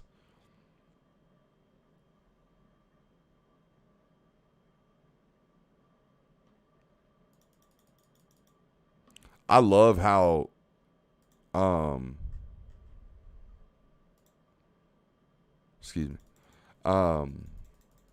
another false start. They're going to have to re-kick this again. Why is that not a dead ball foul, though? That's my thing. Why are they – false starts should always be dead ball penalties. You should blow the whistle immediately. And somehow it's declined and Arkansas gets the ball back. Guys, I'm a little baffled on that one. I don't understand that one at all. Kraken King says, got to work on the special teams. I don't really think you do. I think the special teams have looked really, really good. I mean, you got a touchdown on special teams today. So, false starts are just, no amount of coaching is going to eliminate false starts on special teams. That's just a guy not executing and kind of flubbing up, So, we'll see. Don't think it's that big of a deal. Oh, it's a formation issue. See, that's why it's an illegal formation. Yeah, I can't hear the game. All I see is this, which tells me false start. You guys are saying illegal formation. So thank you for fixing me on that one. You guys have the advantage of hearing the game. I can't hear it. So appreciate you. Yeah, someone's not lining up correctly. Someone's not getting onto the ball. That's all that is. Appreciate you guys for correcting me on that one. Shout out to the YouTube commenters. I'm out here sounding like an idiot. Brandon Howell says Stetson is limited. Y'all just got to live with it and survive this game. I think you're doing a very, very good job of surviving this football game. I think you're thriving through this football game. I don't even think you're surviving. You are thriving right now.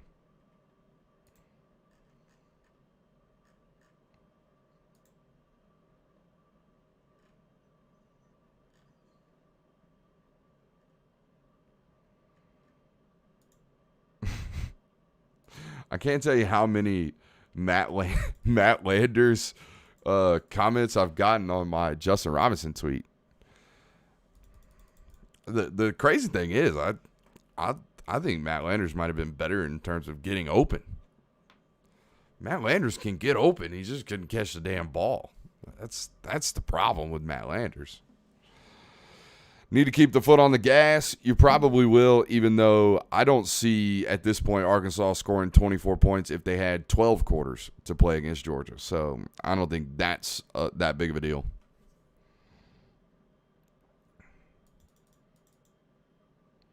Somebody, JT is going to be out multiple weeks. Anybody else hear that? I'll find out more this coming week. Everything I heard was just like it's a day-to-day, it's a touch-and-go type of injury, which I opened the stream with this today. I told you, when I hear lat, when I hear oblique, when I hear things like those injuries, those types of injuries, I worry for a season-long type of deal. Does it mean he can't play 1 week like he did last week, right? He played last week to start the game, and then this week, he didn't get hit at all last week, not even touched, not even breathed on. And now he's got a lat issue that kept him out of this football game where he's grimacing in pain on College game day. Those types of injuries are touch and go. They're hot and cold. One day you'll feel great, the next you don't. One day you feel okay, the next you don't. That's just the way those injuries work, honestly.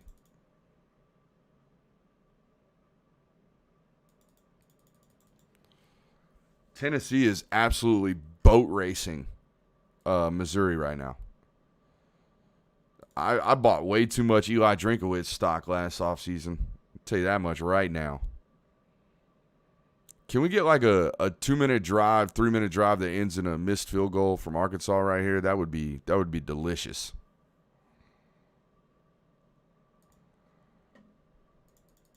Sorry. I'm not biased, but I am biased for my bets. Let's see what Jordan does. It's a great read. He's such a good athlete, man. He's Akeem Nicks if Akeem Nicks was 6'6", 340. And he's only about 6'5", like 310. If he was an inch taller and 30 pounds heavier, that's exactly what he'd look like.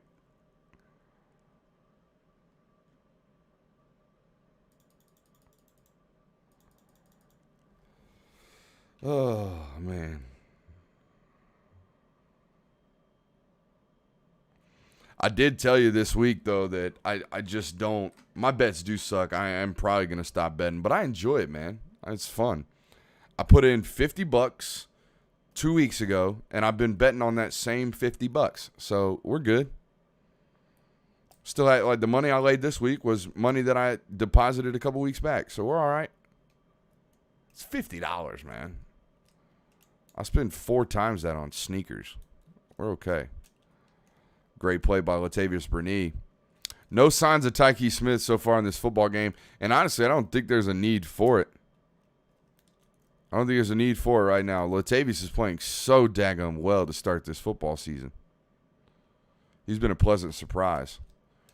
JT's energetic enough to be over there doing this on 3rd down as we get a 4th down here.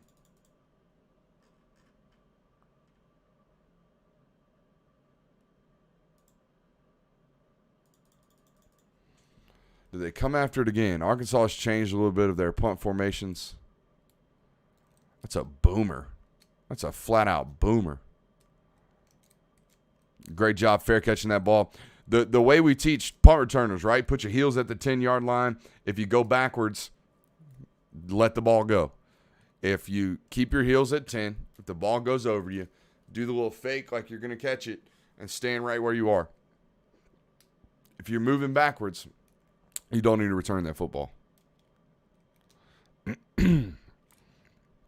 Darnell's done a great job blocking.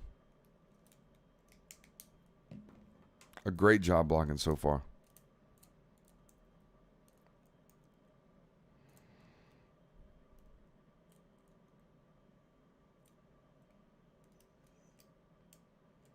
.91 with a big play in the backfield.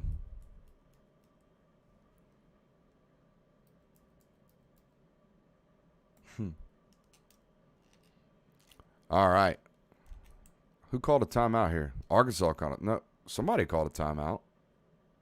They're coming to the sideline. Georgia must have called a timeout. Nope, Arkansas called one. They want the ball back. It's interesting.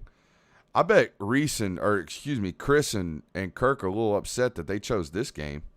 They're watching a snoozer right now. An absolute snoozer.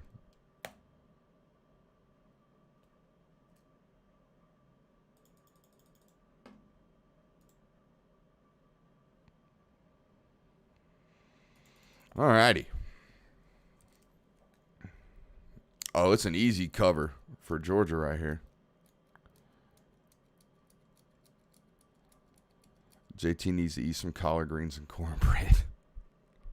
Was he trying to get a dump truck? What are we doing here? I don't know if collard greens and cornbread go to fix a lat injury. And false start on Georgia.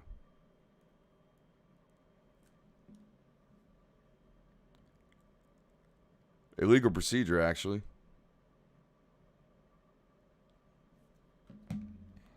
What it sounds like. Still trying to play fast here.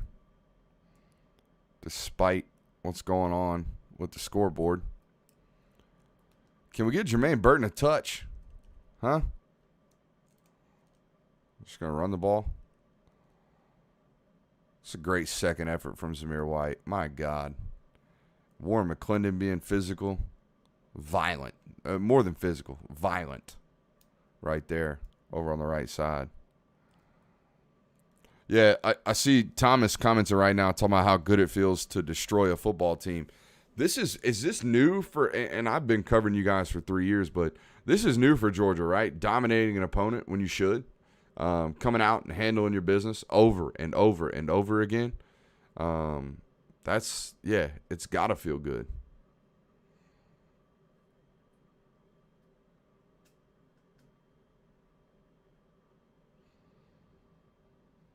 Y'all are upset because you scored 0 points in the second quarter?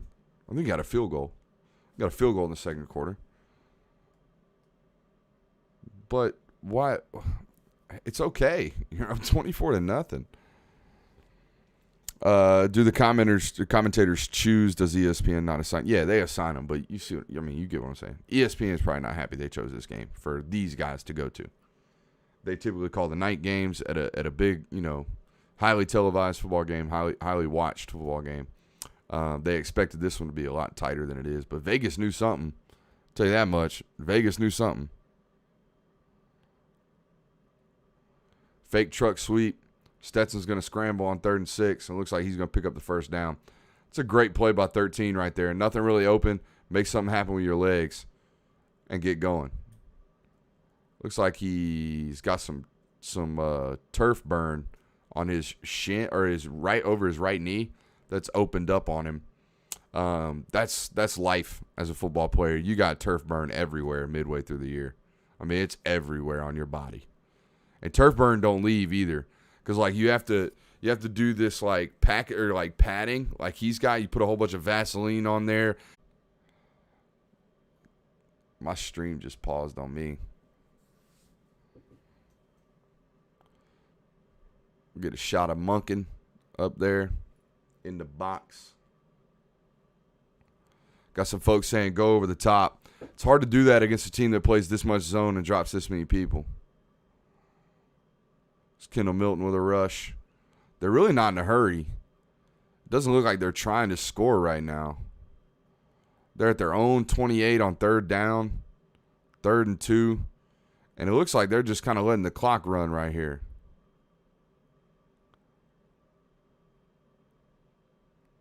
Looks like trips left is what he's screaming. I'm trying to read some lips here. Oh. That's 2 weeks in a row I've let the camera die on me. Dicko will kill me. Yep, bunch trips left here from Georgia. Reverse. Watch the reverse. No reverse. They're going to run the ball with Zamir White, and on comes the punt team. Minus 25 and a half, looking beautiful, folks. Let's go. You guys are mad. Y'all out here calling that BS. I am here for that, baby. Let's go. Let's go to the half. Up 24-0, and let's patch that Discord audience in as we go to half right here. Sweated that one for a little bit. Not even going to lie. Sweated that one for a little bit, even if we had just a little bit of quiche on that one.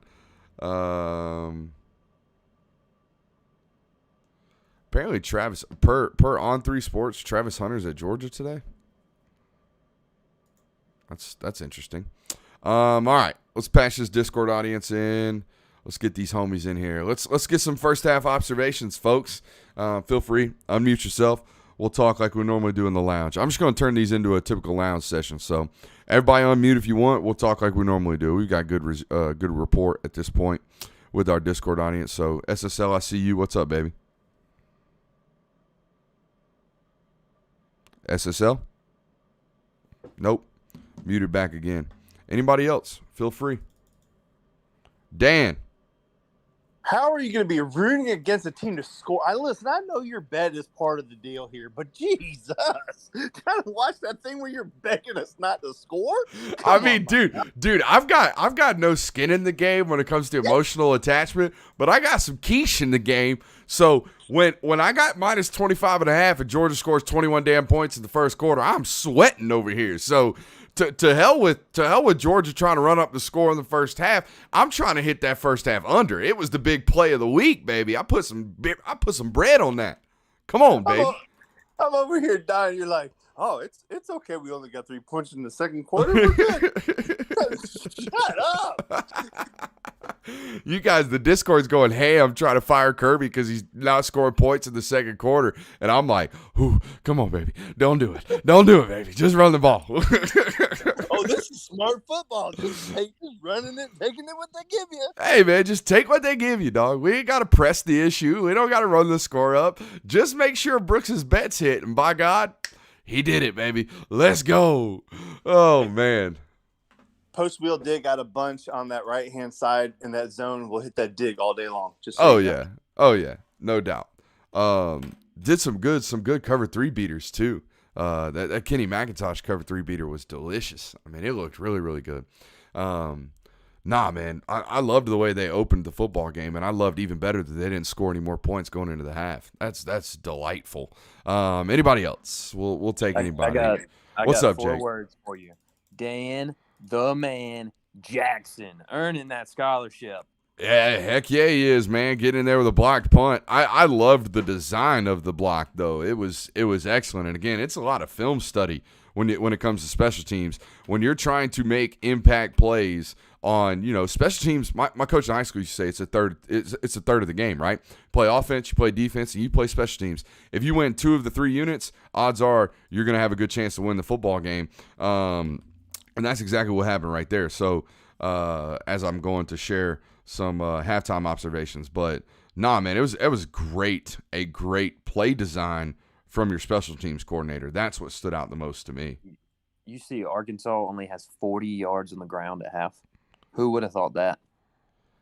I told you at the end of the stream, and I'm doing a lot of I told you so type stuff here. I told you at the end of the stream Wednesday that I just don't like gimmicky offenses like this that are designed around misdirection and trickeration and look here, I'm going to punch you here.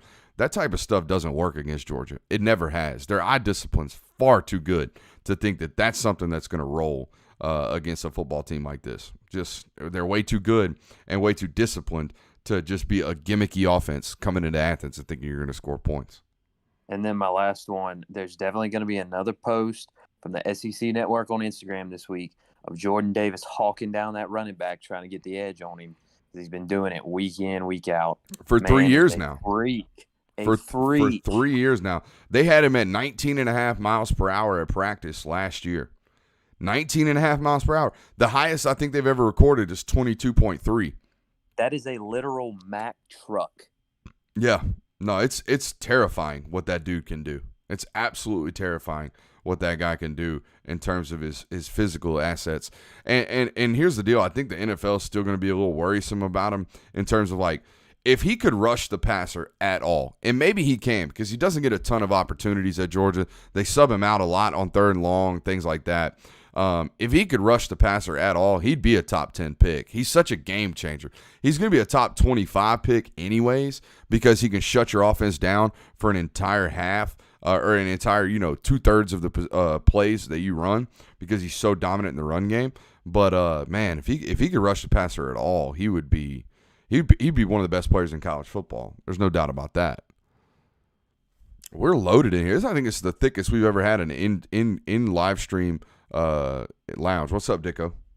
It be what it be, man. How you doing? It be what it be. I'm chilling, baby. How are you? Man, you know how it is. Still a little upset about the whole QB thing, but you up 24, so what you gonna do? Why we're not going to talk about quarterbacks. We're not. I agree. We talked in the lounge pre-show about my thoughts. They got my thoughts. We're not going to take the thoughts publicly. I see Klesko. Klesko just unmuted. I'm assuming he wants to talk. What's up, Klesko? Heck yeah. He just unmuted for no reason, apparently. So it is what it is. You're putting on a show. I was going to say, how about Tennessee putting up almost a 50 burger? Is that what's the score on that one, Klesko? Give me that. Bad. It's really bad. What is the score on that Tennessee game? It was like 42 to 10. Yeah, like 10, I think. Is that still in the first half? Did that just go to half? They ain't even sipping them halftime cocktails yet. Good Lord, man. That's on the road, too. Aren't they at Mizzou? Mm-hmm. Sheesh. Holy Zach Evans tearing up Texas. Just saw a play. Oh, dude. Zach Evans is a freak. We've known that. We've done that for a long time. Minute and a half left. They're up 42 to 10 with the ball. Jesus Christ. That's enough. That's enough to get them. Well, Mizzou boosters probably aren't as, passionate as most SEC fans, but good God Almighty, that's enough to get your butt tossed. Eli Drinkowitz, how you losing? Come on down, lose your burden. There you go, brother. You know what? I'm gonna tweet that right now. Thank you for that.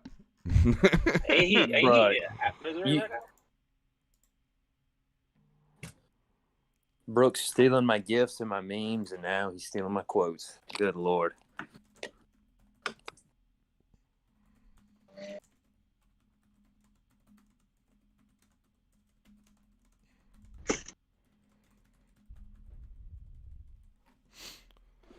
Oh, that's a rough look, man. Rough look? It's Tennessee. That's a brutal look.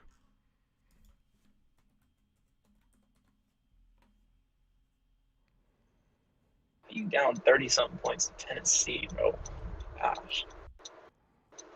Just look at Eli Drinkwitz. Like, nobody would ever guess that guy's successful at anything other than, like, selling insurance. He's the Kmart Kirby Smart. The Kmart Kirby Smart. The big lots Kirby Smart. Travis. He's at great value. Confirmed Travis Hunter at the game. But I thought he was locked in. He is locked in. I still think he's locked in, but it is what it is. You got him on campus. I told you a long time ago, you get him on campus, things might change. You got him on campus. I needed to change. I need that guy in Athens next year. Yeah, that dude's a freak. He just got hurt last night. He left in an ambulance in an air cast. What, did his back finally give out from toting the whole team? No, I think he suffered a leg injury. I know you're making a joke, but he suffered a leg injury against who I can't remember who they played, but he suffered a leg injury and supposed to be a 4 to 6 week injury. So Collins Hill, number one team. I think they're top 10 in the nation right now, honestly, just because of Travis Hunter and some other things they got going on. But I don't know what the rest of their schedule looks like right now, but if they got Grayson anytime soon, which is Grayson's taking a step back this year, but it's still a good enough roster to beat them without Travis Hunter. Here we are talking high school football. Any other thoughts, observations other than me rooting for no scores in the second quarter and that sucker hitting? What'd you make your bet at? I had minus 25.5 total in the first half. I took the under on the team total. So we hit a field goal right there on that last drive would have sent me, down the drain. But that was the big play this week. I put. What's up? What you thinking on the offensive line? How they look? I mean, they controlled the entire first quarter. I mean, second quarter looked it is what it was, or was what it was. I don't think they were really threatening very much. They still have yet to throw the ball down the field. Throw the ball down the field. I don't know what it is about. I don't know if Arkansas is that worried about AD or if he's just really good at drawing PIs. That's like 4 or 5 PIs he's drawn on third down this season. I mean, he's notorious for getting behind defenses, so you're going to end up getting held. He's getting one-on-ones because they're scared to death of Lad McConkey. We all know it. That's what every plane is. He's scared to death of Lad McConkey. That's funny. Yeah, I wasn't a huge fan of that throw into triple coverage on Brock Bowers, but I don't know where else he was going to go with it. It was just it looked like it was behind him to me. Like if he threw it more towards the sideline, there's Bowers, perfect right there. But I could be wrong. I don't know anything.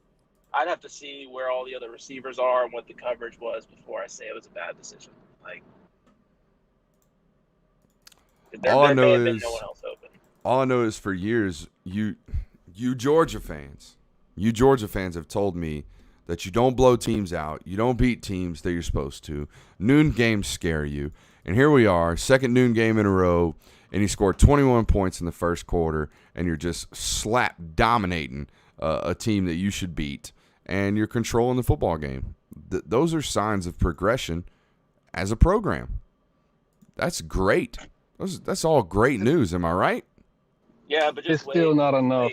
It's still not enough. You guys are unpleasable, man. We got to be up by 100 going into half for me to totally relax. 24 is not enough on this team to take the foot off the gas. Just wait. They're the number 8 team in the country, and you're beating them 24 to nothing. What's going to happen? They're a paper tiger. Arkansas is not that good. Arkansas was overrated. All of a sudden, this great Arkansas team they've been talking up and gassing up for a week is going to be one of the worst teams in the country. Just watch. Oh, man. I mean, this is their first SEC game. Second. They beat Texas A&M last week. So I get it. They haven't been tested quite yet. But they played 2 top-ranked teams. They beat a top 10 team last week. National media gassed them up, and then trust me, after this game, after we beat them by 30 or 40 or whatever it is, all of a sudden it's going to be Arkansas is not that good. They still have It's already in the YouTube comments. Arkansas is overrated. Arkansas is overrated. Arkansas is trash. Georgia's just not that good at all. Georgia still hasn't played anybody. And Georgia fans be like, we've already given up more yards in the first half than we did. I guarantee watch college football final tonight, and Joey Galloway is going to be like, well, Arkansas wasn't what we thought we were, so next week's going to be a real challenge for Georgia going into Auburn. They're going to as Auburn goes to they almost lost to Georgia State. Auburn goes to LSU today and wins by 14. Watch them. That's how they do it. They play like crap one week and they look good the next. Ooh, Georgia's getting boat raced. Then they're gonna gas Kentucky up. We'll beat the crap out of Kentucky. Travis Hunter in town. That's big time. I got a buddy who's a Florida fan, and after KJ Jefferson ripped off that speed option, I got pulled back. He's like, "Yeah, no shot. Y'all stop Florida's offense. No shot. We're giving up that speed option." I was like, "Yeah, okay." We'll see about that. You said they gave up 40 yards rushing in the first half? Yep. Against a football team that's averaging 242 yards per game on the ground. I think it's like 260, but 262. Yeah, you're right. I was thinking that as soon as I said it. Tomato potato. Yeah, How far's Kirby run up the score before he takes it easy on? he on won't. Pitt question. He's already He won't. taking it easy. Yeah, That's why he's we're not. mad. He's not running up he- the score. He ain't gonna run it up on anybody, especially Pit Boss. Like that ain't happening. That's his boy. Yes, sir. That was his first ever hire. If Arkansas does not score in the second half, you won't see Georgia score in the second half. He's gonna let it in 24-0 and piss off everybody. He's already taking the crowd out of it. I hate it when he does that shit. You guys stay mad, and there you go. I know we done turned this into a lounge, but let's watch the language. Says the man who dropped the F-bomb on stream the other day. Yeah, that was an accident. Yeah, that's on me. Yeah, that's 100% on me. Every once in a while, man, I get to talking football and just, especially like film reviews, right? When I'm coaching, I don't think I could ever coach at like a private school or like a Christian high school where they're like, oh, the coaches aren't allowed to cuss. It's gonna happen to me. I'm sorry. It's in my DNA, man. I get hyped up, F-bomb, boom, immediately. We forgive you. It's a great emphasizer, right? Like you're trying to really nail home a point.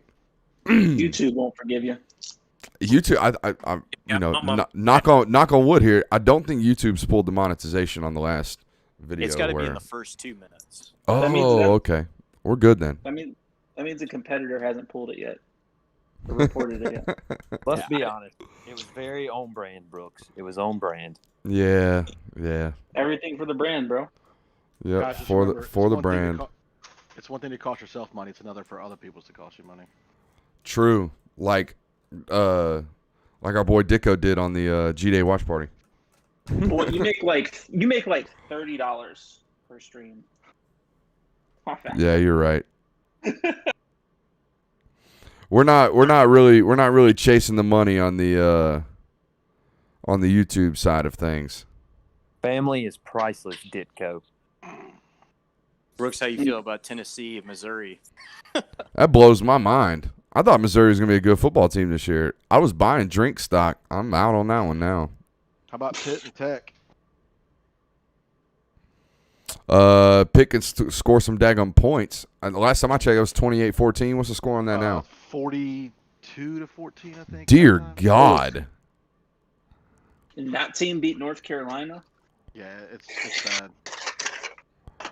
ACC is the most wild conference this year. Yeah, Wake Forest all knotted up at 17 with Louisville. There you go, Brooks. They knotted up for you. Bro, Wait till you see this picture. Wait till you see this picture. I'm about to send to the Discord of Jeremiah. My boy looks zooted. Big vibes.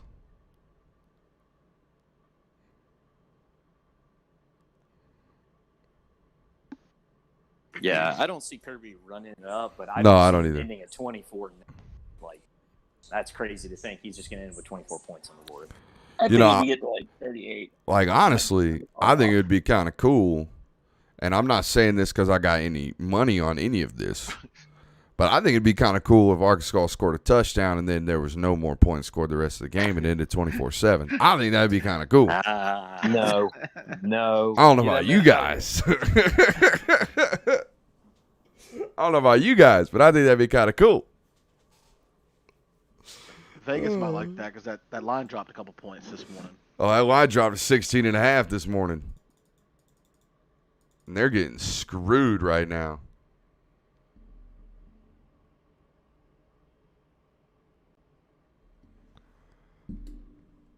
Oh.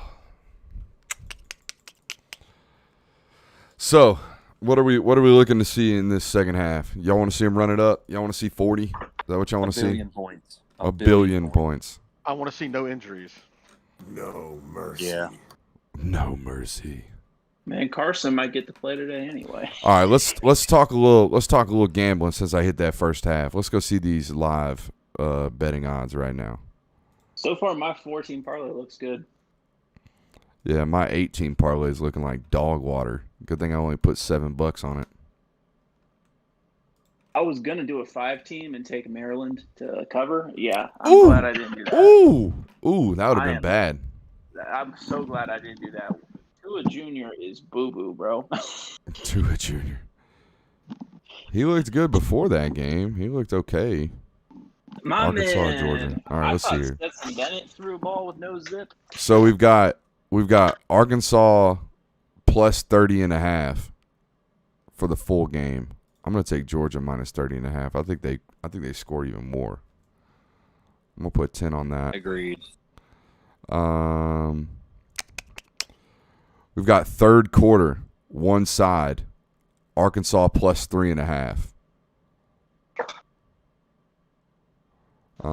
Money line third quarter. It's a straight pick 'em. So who wins the third quarter? Georgia. They're minus 333 right now on that pick 'em. Arkansas can't stop the run, Wouldn't it be great if we had a sponsor right now? I'm looking at you, betonline.ag. We got 100 people watching right now. I could send all 100 people to your website right now with a free match deposit. But no, y'all out here slipping. Just kidding. But I'm not. As they lock, as the kick goes off. All right, we got second half. You guys just want to hang out and do this? YouTube comments. I know a lot of you guys aren't here in the Discord. Is it y'all? Do y'all like this? QB3 says that is just money. Brooks can't waste it on bets. Yeah, 100%. I'm out 100%. here wasting money on bets. Facts. I'll just be spending the cash. It's just money, right? It's just money, bro. It's just money. That's all it is. It's just money. It's just money. It's just money. All righty. Today was a good day. I didn't see anybody in the YouTube comments get that reference. I opened the YouTube show with that the other night wearing an Ice Cube shirt, and literally nobody put it together. Shame on all of you. Georgia gets another false start off of some motion. Good God Almighty. All right, if we're going to leave the lounge up here on this broadcast, couple things.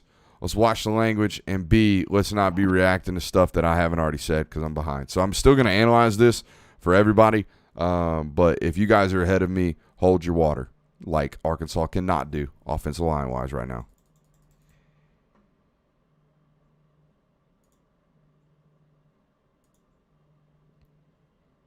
Play action pass. Devontae Wyatt almost has a sack. He ends up throwing it away. This defense is just too damn good. Too damn good. I mean, nobody even blocked Devontae Wyatt. I'm honestly confused as to why this center from Arkansas was preseason All-SEC. I watched him on tape, and I'm like, he's decent, but he's not special. He's not our boy from Alabama last year.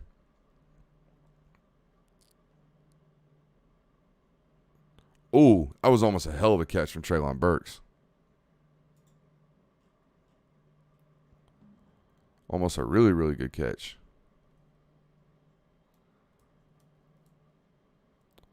Third and 15. We'll leave the Discord up. I know you guys are watching it right now. If you got any questions while it's going down, feel free to ask. You'll be on air. As my stream kind of freezes. Let's jump this forward. Make sure we don't miss anything.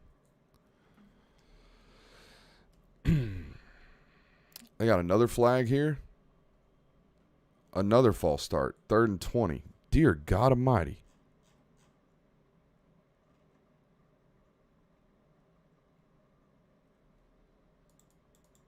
That's brutal. That's on the center. He's just leaning. He was just worried.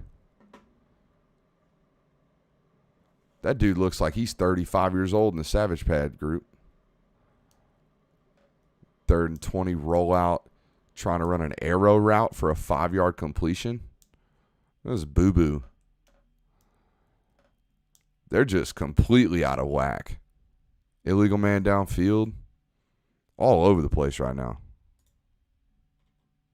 All over the place.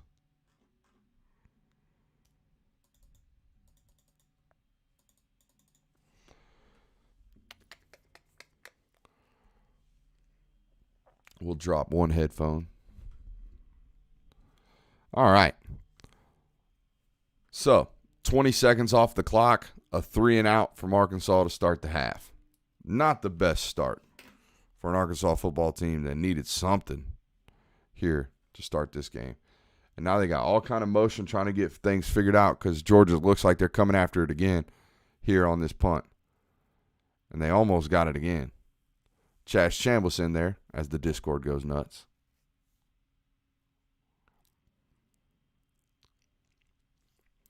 Do we see, do they get up enough to see a little bit of Carson Beck here, run the offense? Like, again, I don't think if you gave Arkansas 12 quarters at this point in this football game, I don't know if they score a damn point. It's brutal. It is brutal.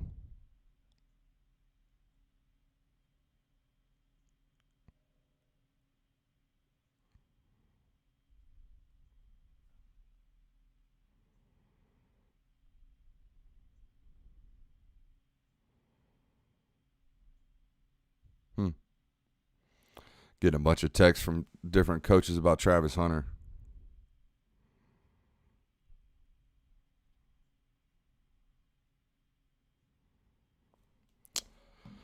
Can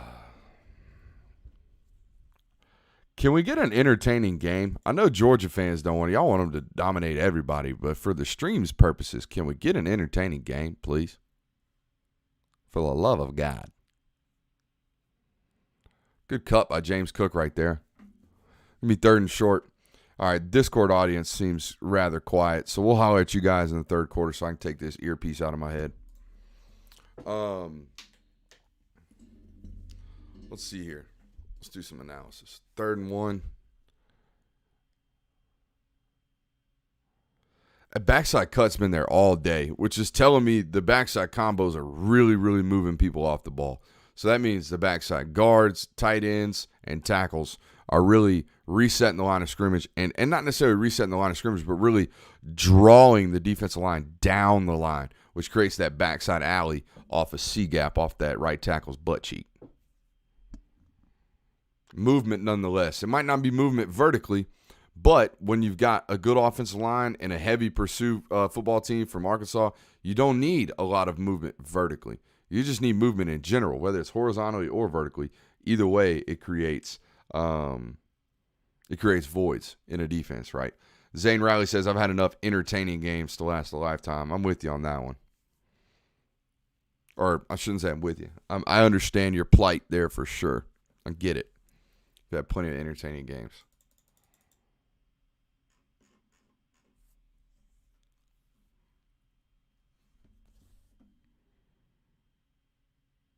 Oh, great run by Kenny. Also, a really good job on the front side combo on the nose tackle from Cedric Van Pran. He's playing lights out right now, guys. I can't wait to show you this on film. 63 is having the game of his life right now.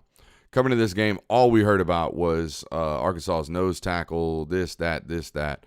Myself included. The scheme worried me a little bit, but dude has answered the bell. 63 has played phenomenally today. Phenomenally. Yeah, they're loading the box, too. They just have no answers right now. 0 does Arkansas.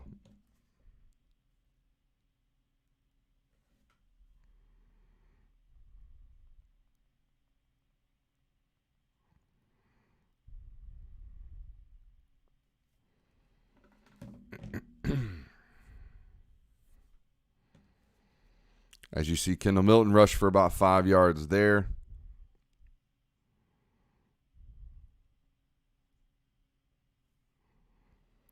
Sorry, I got to go grab a Travis Hunter photo from some stuff I shot of him this fall. Got to get an article up on that as quick as possible. 2nd and 6 here. Georgia's doing what they did in the first half, too, walking it on their first possession. Just at will down the field. And I don't think they've even thrown the ball so far yet. It's just a bad block by Fitz out on the edge. One being a problem, like we always told you this week he would be. If they don't do anything else, one's going to play well. I promise you that right now.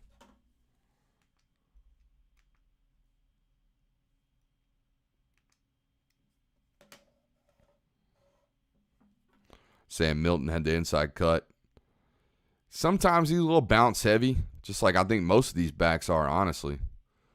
All these guys love that backside cut, that backside bounce. Zamir back into the game. They're going to go play action here, and he's going to scramble. So on comes the field goal unit here. Just kind of stalling out in the red zone, man. Some stuff that you can't have happen later on in the year. You'd like to see Georgia score right there, right?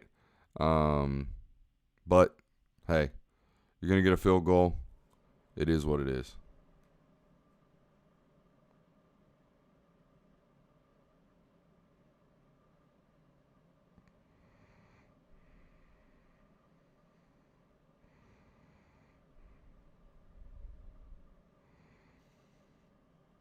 And Pod hits the field goal, up 27-0.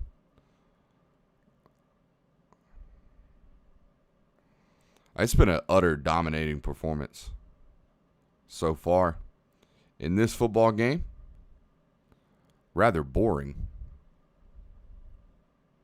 Rather boring.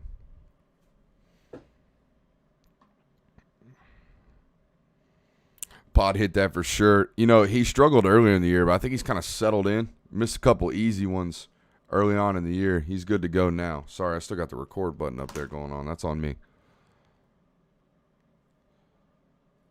We are... Did our live stream drop on us at some point? I'm assuming it did, because the timer restarted on us. I apologize on that if it did. Brooks, where in Georgia do you live? It's a little personal. Northwest Atlanta. I'm a Northwest Atlanta guy.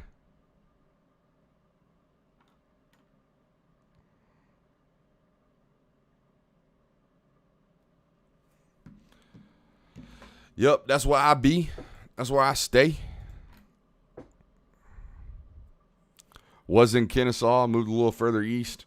Brooks, you should be on a coaching staff, bro. Your film breakdown is hella nice. Appreciate you, D. Harper. We're at college, a bust atmosphere over here.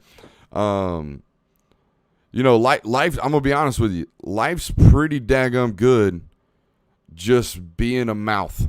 Just being a guy that talks, being a guy that writes, being a guy that tweets, and being a guy that gets to watch some good football on Friday and Saturday. Life's pretty good right now. As much as I would love to coach, as much as I have an itch to coach, as much as I have a talent to coach, right now it's not in the cards. Not for me or for my family. To be super elite, to be a football coach that makes it to a really, really like well-off life, man, you got to bounce around at a whole bunch of places. I mean, a whole bunch of places. So, yeah, I don't foresee myself ever really getting into coaching until my son's at the age where I need to be coaching him. Wifey ain't trying to have the man-child 24/7. Klesko, you're not wrong there. That's for sure. She don't get tired of me too much. Not too quickly. Not too quickly. We're still doing all right over here. She enjoys having me home, that's for sure. And that's a credit to you guys for sure.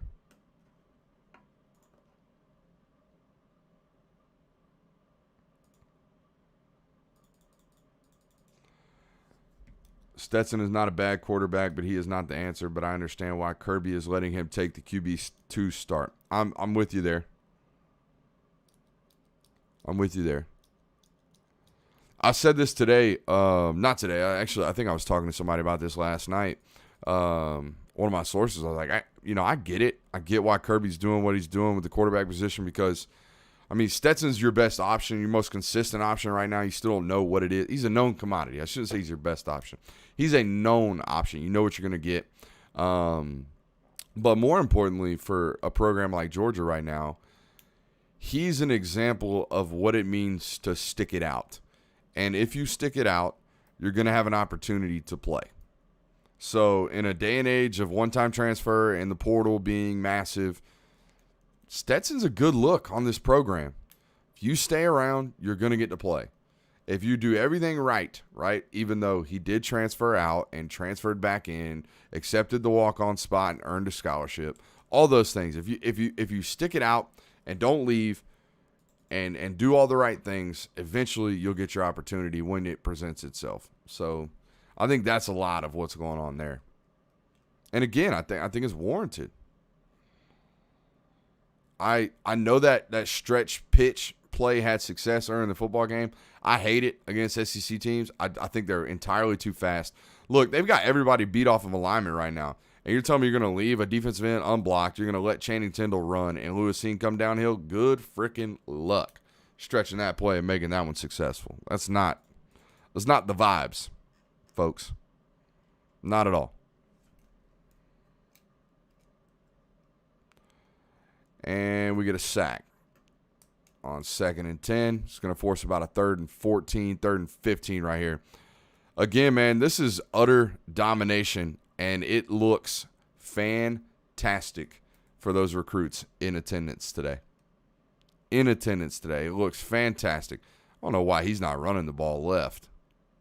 He should definitely be scrambling right there.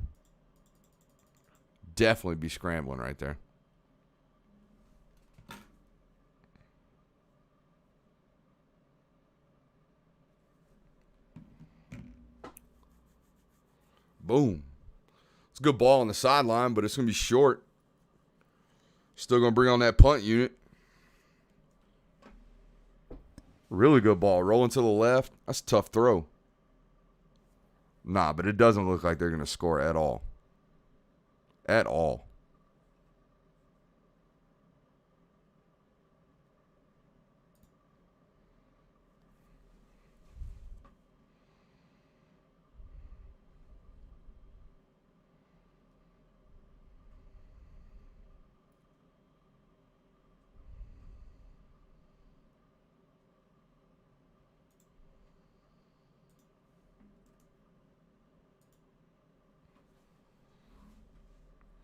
Kyrus scaring me a little bit on that back end today, man.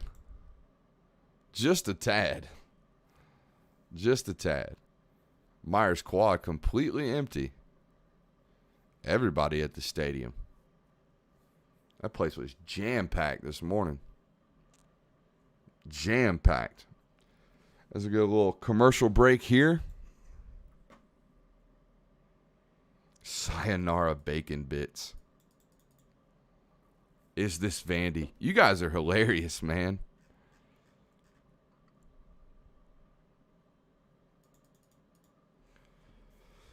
Woo. That Alabama game should be fun. I hope that one's at least not a snoozer like this. Good Lord. We got, Kentucky next week? Or is it Auburn next week? Auburn next week, Kentucky the week after, right? Look it up. You'd think I would have this stuff memorized by now. It's Auburn next week, Kentucky the week after.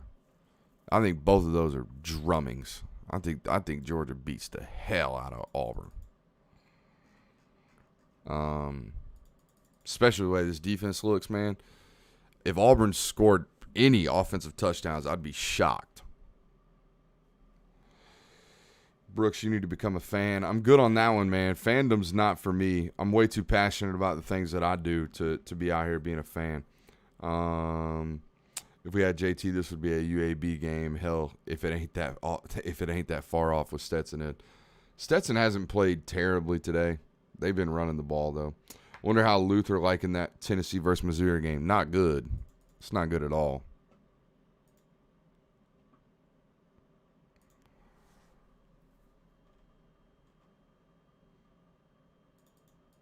But you guys know the deal on those guys. If you've been up on Patreon over there, I told you about Luther Burden, a week ago?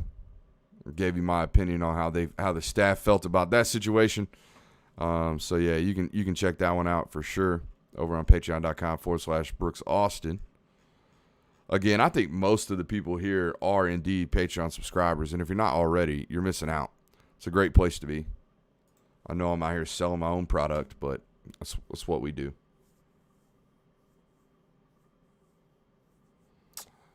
Yeah, Thomas says you're good as an analyst, no fan needed. I appreciate it.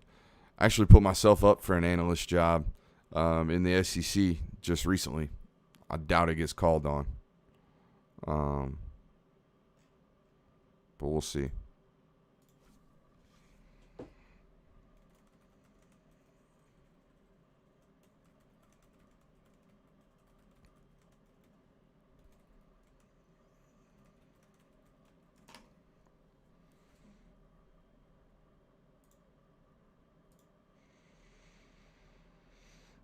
Oh, is this the year, man? Natty year? Is this the year for Georgia?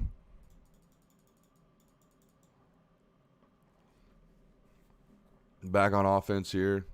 Are they going to tell me Nolan Smith's hurt? Oh, wow. He's just bullying folks. Good God. Nolan, don't do that to that man. Don't do that to that man.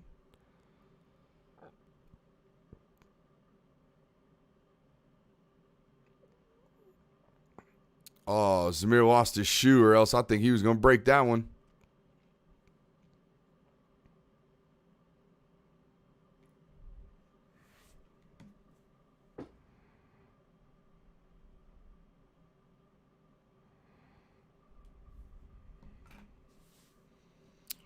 All right.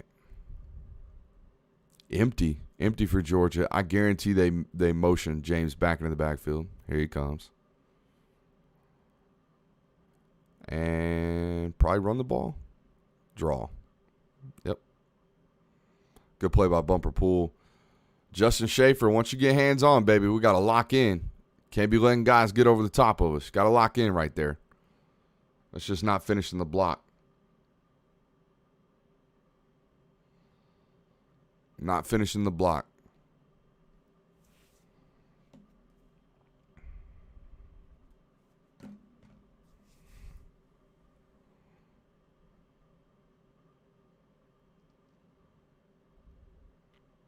Empty. Jermaine Burton doesn't have a catch yet, does he? Oh, lad, man. You got to reverse out, dog.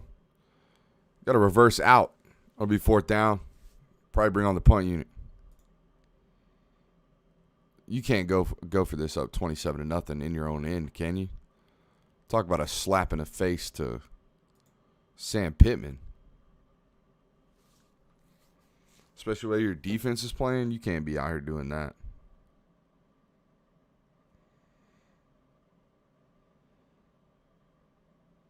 Oh, dude, forward momentum. That's a 1st down. I'd challenge that. They threw a flag for another illegal formation. Good God. Another flag.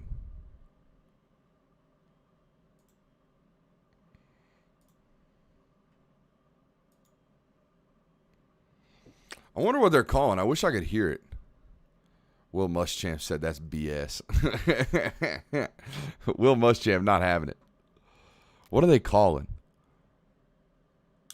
He says he's on the line. He points at him. They got 7 on the line of scrimmage. I guess they're saying the right side of that line is too far into the backfield. I don't get that.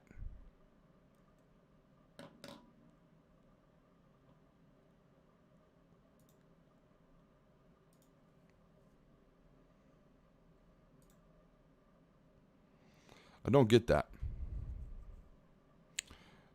Yeah, no, they're calling it an illegal formation for sure over there, YouTube. I don't see what's going on. I don't see what they're calling.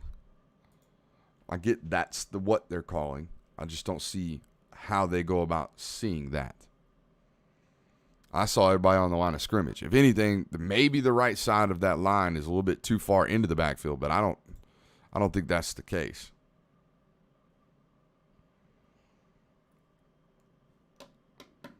As always, we appreciate you guys for being here on the live stream watch party. Is a very boring game, says Kraken King. Try being me. I got to talk for 4 hours doing it. So, not feeling sorry for myself, but you should feel sorry for me. Let's kick it back. Let's relax just a little bit.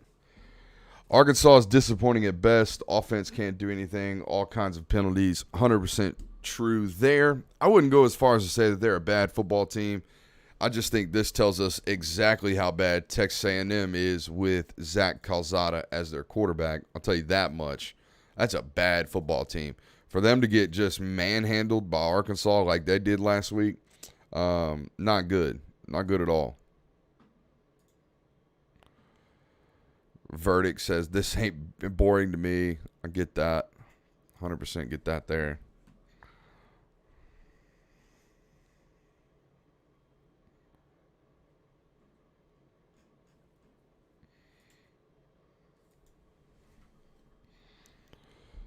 How about Travis Hunter being in town? Can't talk about it enough. I still think he's probably locked in.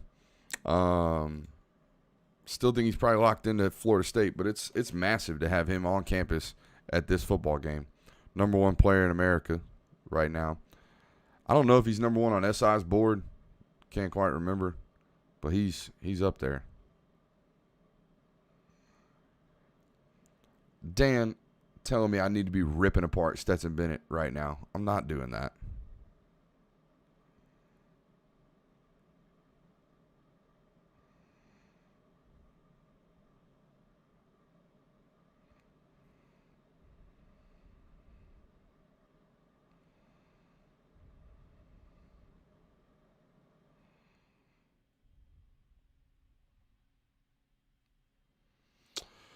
$27-0. IDKY Kirby hasn't put in some of the young guys and let them get some game time. Still got to play, man. This football team hasn't played a four-quarter game since week 1. You'd like to get some of these older guys, some more in-game experience. Not exactly that they need it, but that it's important for conditioning purposes. 1, 2, 3, 4. Yep. See, I told you. They're calling that right side of that offense, that line right there, Channing Tindall and whoever's standing next to him. They're calling him into the backfield, saying they're too deep. Typically how that works is you get a warning, and then the second time, if they don't move up, you get a penalty. So there you go.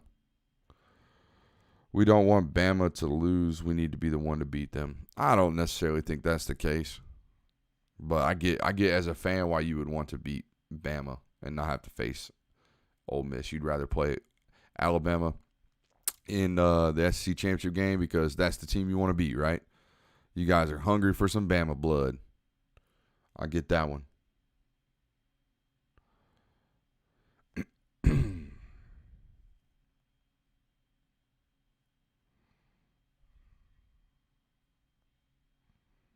Actually, Travis Hunter is our number one player because that's All American just quoted my tweet.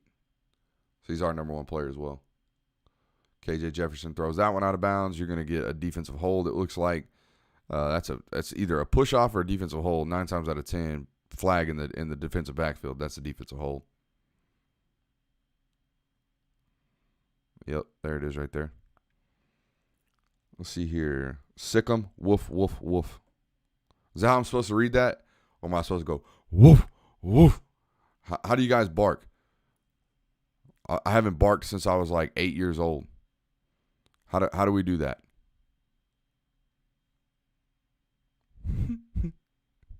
Sure you guys will like that one. Sorry, I'm posting this Travis Hunter article right now. I don't know why I'm apologizing. Play action. Rolling right, Tramel Walthour with the pressure, ball thrown up. That's offensive pass interference if I've ever seen one. They're calling him for offensive pass interference. They're calling Burks on that one. Josh N says, any idea what Travis's injury was last night? It looked like a lower body injury, shin down, like ankle, shin, something like that. He left in an air cast in an ambulance, so it was enough to slap him in an air cast. Told you, offensive pass interference. We want to play Bama in the SEC.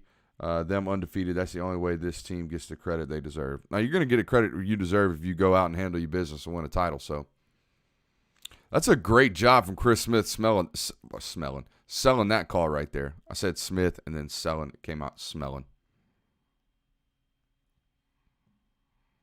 Treylon Burks does not suck, by the way, Thomas. Good football player. Really good football player. He just ain't getting no separation today. You are shutting him down, though. That's for damn sure. He has not caused any problems as KJ Jefferson has to turn around and call a timeout. Didn't like what he saw. Burning timeouts this early into the game. Not that it's going to matter. You need timeouts if a game's close late. This one ain't going to be that. So.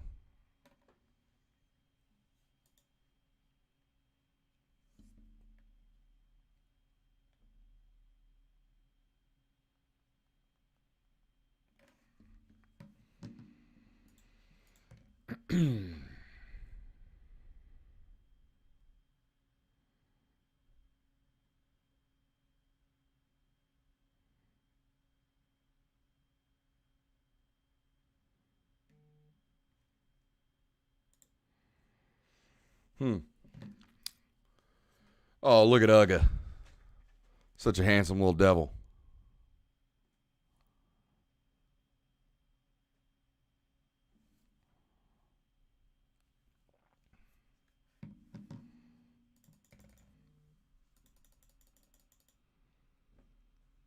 First and 25. My God. This is sack territory. You can finally let these guys get upfield if you want. And Channing Tindall makes a great play right there, holding on for dear life of that leg of that running back.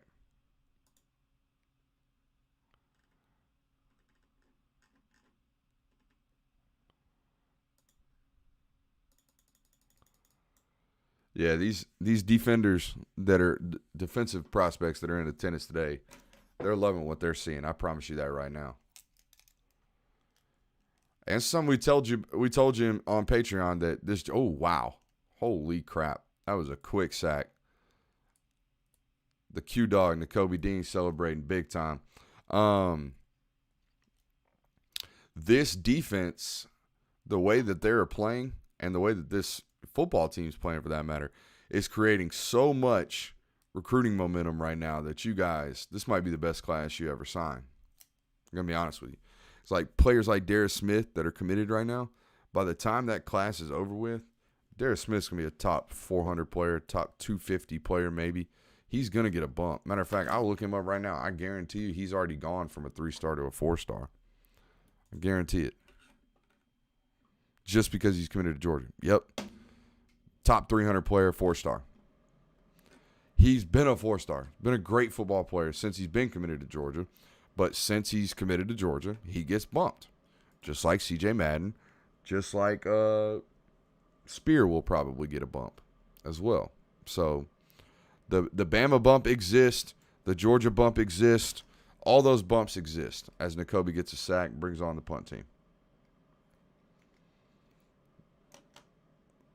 Robert Hilton says, not another challenge until Atlanta in December, except for maybe Florida. No, I think there's a couple more challenges. I think you got to get over Kentucky, and you damn sure got to get over Florida. It's going to be a tough game. Look at this punt. Look how they're slanting the snap. That's so interesting to see. My dad used to say all the time, why don't teams do that? And I always was like, yeah, it probably would be a beneficial thing, but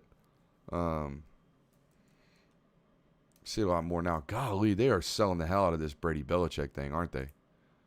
Brady's return. Underrated storyline in that football game. Gronk returns to Foxborough for the first time.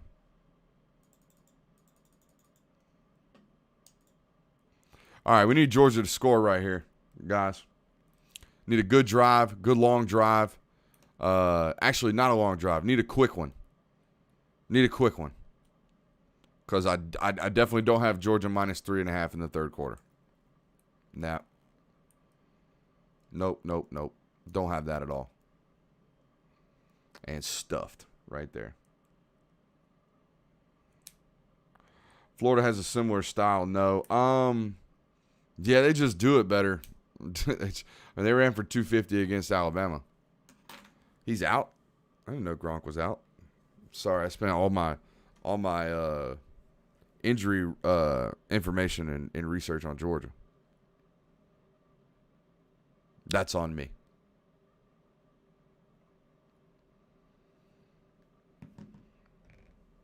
Another run play. Great cuts from James Cook, and that'll put them in a 3rd and 4, a winnable down here for Georgia.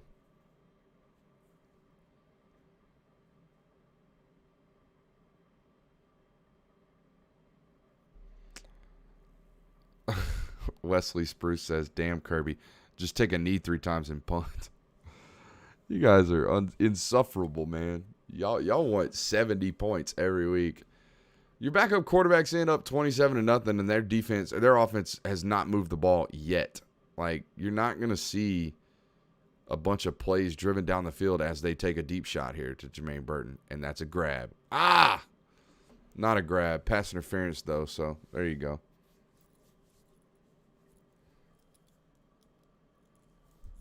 Is that Burton's first target of the game? I think it is. Burton's first target of the game.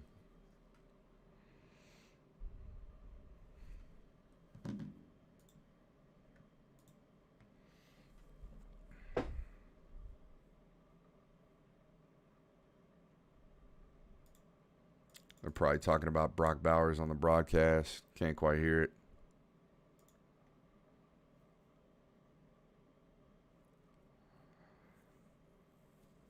Called holding. Declined it. They accepted the pass interference. So they had offsides, holding, and pass interference all in the same play. Exceptional. Borderline flawless.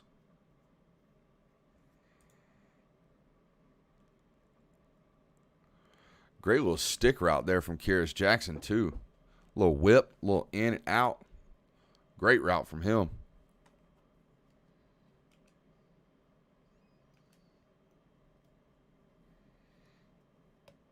He had a catch earlier on 3rd down. That is correct, Michael B.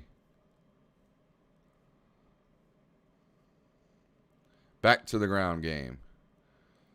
Zamir White yards after contact today has been exceptional. Really, really good today. Mon23 says, I'm telling you, Zamir will be good in the league. If he can end up being a 3rd down back, if he can become a threat out of the backfield in the league, for sure. I mean, he catches it relatively well, but it's not always about just being able to catch the ball. It's about being able to create space in the passing game. That's something that he doesn't exactly do at this point. At Georgia minus 3.5 is not hitting. They're not going to score in the next minute unless there's an explosive.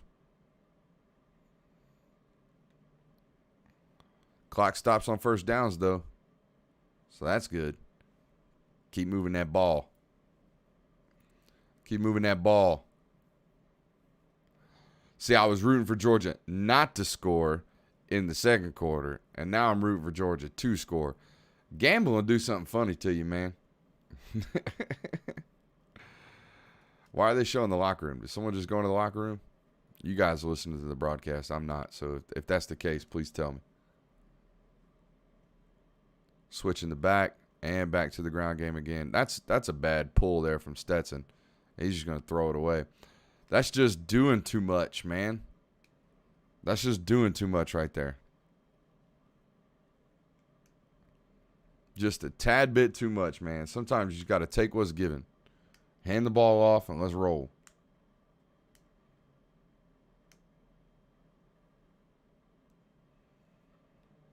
That Arkansas sideline looks a tad bit defeated, folks. A tad bit defeated.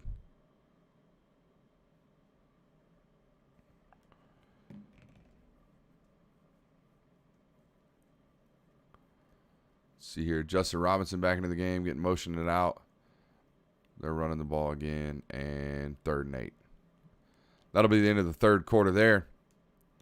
For sure. They won't run another play. Actually, they're rushing to the line.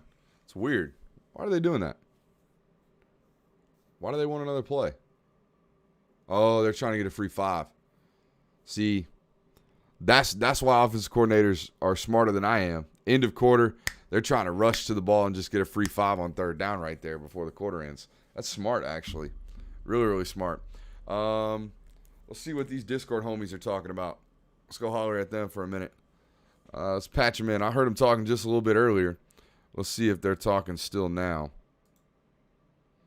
Let me unmute the audio. Oh, we got a snoozer. We got a flat out snoozer, Populous meat. It's a little 2016 in here today. We're running the ball. We're running the ball today. I mean, yeah, backup quarterback up. I mean, you're up 21-0 before you can even blink an eye in this football game. I mean, what can you do? We can complain about demolishing number 8 Arkansas. Yeah, you went scoreless in 2 quarters though. So I'm sure Underrated, Georgia, overrated. I'm sure Georgia fans on Twitter are just outside of their minds right now. How big of a flex is that, though? Like, hey, Sam, Coach Pittman, I love you, man. Don't really want to blow you out. So let's just see if you can score on my defense. Have fun.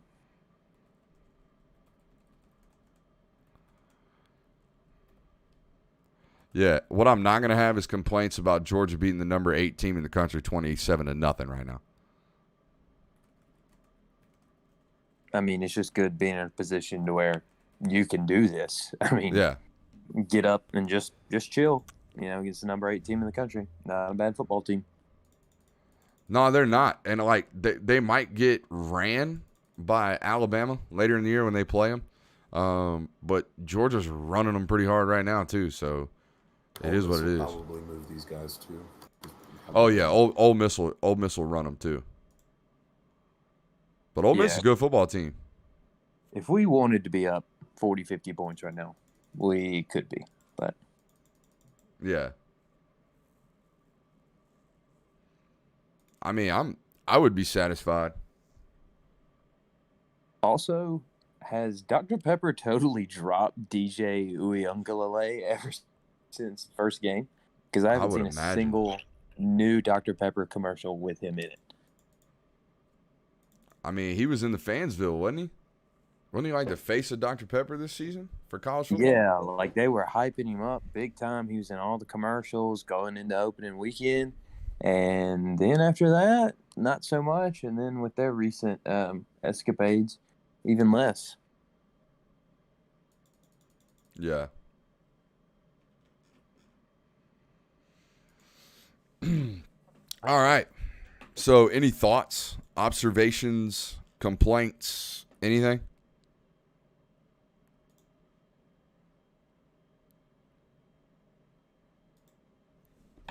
No? Sorry, dogs. Sorry the dogs didn't score for you. Help out your gambling. Yeah, it is what it is. You win some, you lose some. That's what you get, for rooting on them to not score in the first half. So I had a $5 bet on the third quarter. I laid the wood. And when I say lay the wood, I'm talking about big time money for me, which is like a singular $50 bet. I took all my winnings from last week and laid it on minus 25.5 or under the 25.5 team total. So that's me sweating. Like $50 gambling. Like my neighbor, big time gambler. He'll put like $100-$150 on like one singular bet, and he bets like 4 or 5 bets a week. I don't do that. I don't like to have that much skin in the game. But a little $5, quarter team total, or laying 3.5 points, that makes me sweat a little bit, and we get a little bit more excitement out of it. So I enjoy that.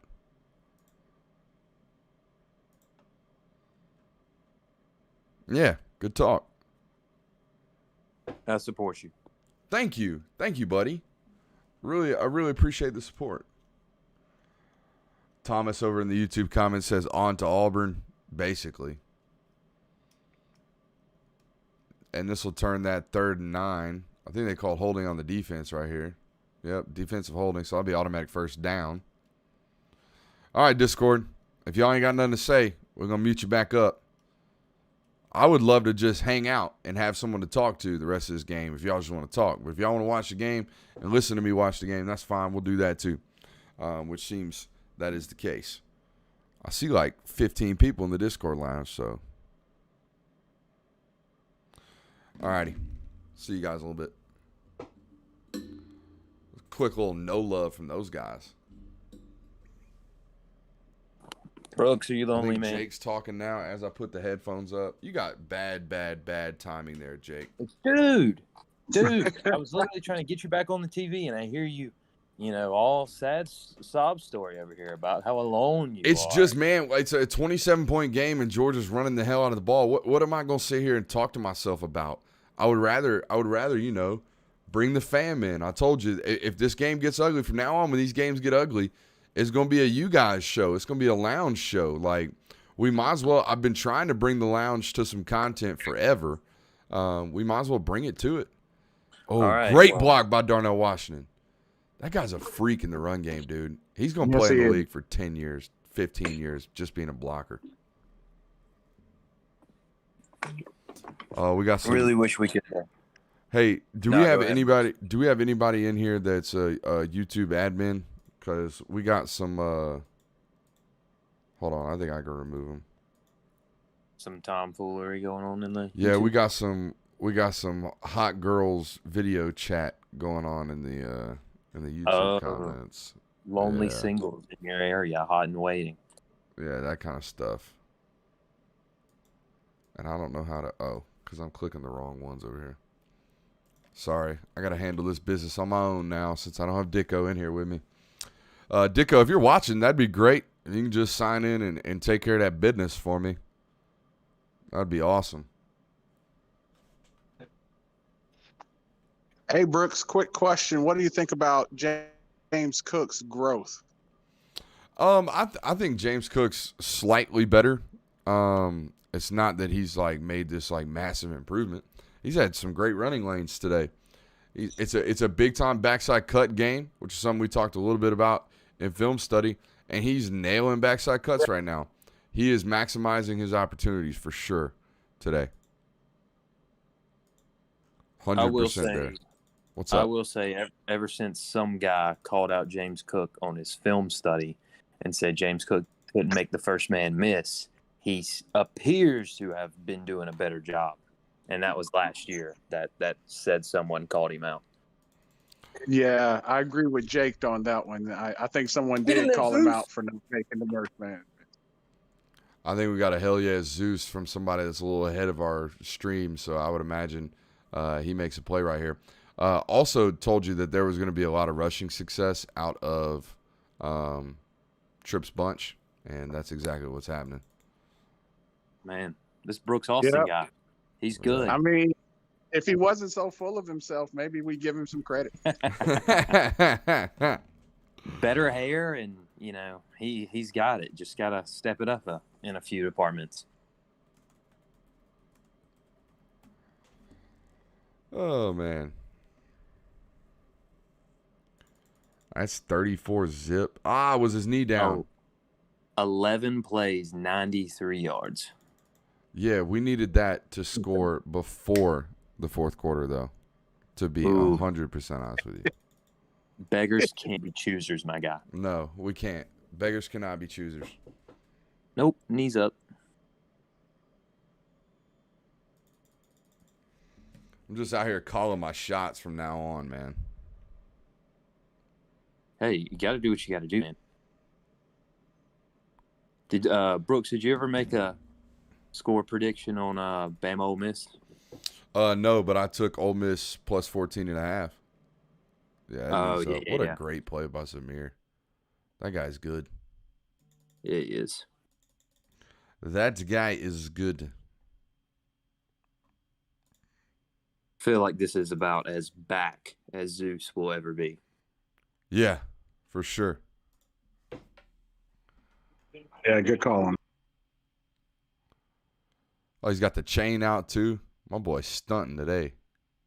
Didn't like doctors tell him and his mom like he wouldn't live like past a certain age? Isn't that him I'm thinking about? Yeah, he I think he had like club feet or something when he was born. He wouldn't run or walk or some shit like that.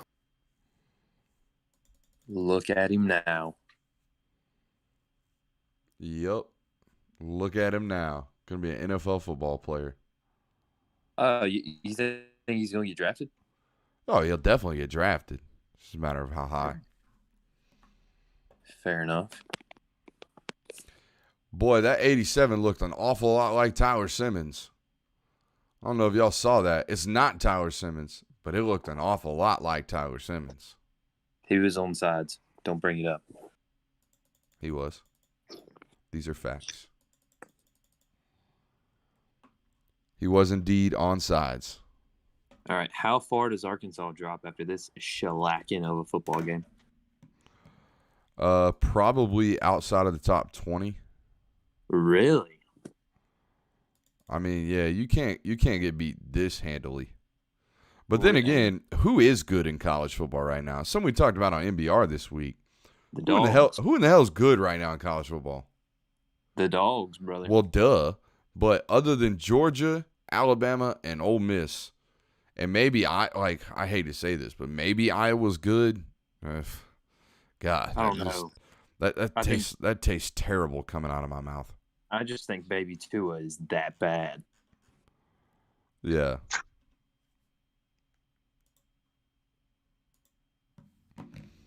But seeing Iowa put up 52 in a game?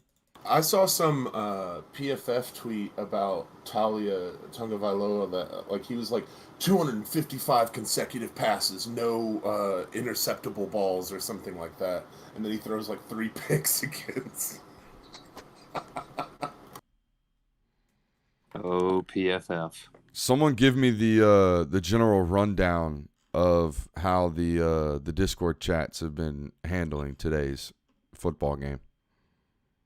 Just the typical, oh yeah, defense looks great, and then this is, can't have Stetson in, don't know why Beck hasn't played, and then I think it's finally calmed down a little bit. I'm gonna send a public service announcement over there.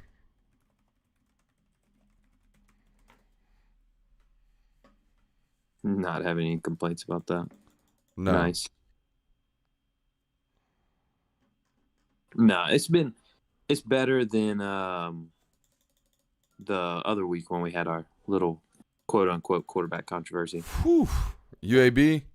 Yeah, that was rough. UAB week was tough over there in the Discord, man. My God. I got out of the Discord in pregame. And then postgame, it was like, maybe that Kirby guy, maybe he knows what he's doing. Yeah. Man. There's a reason he gets paid what he gets paid. No doubt about it. No doubt about it. All right, what you got, Brooks? If I'm going to be sitting here talking with you, keep me flowing, man. Okay.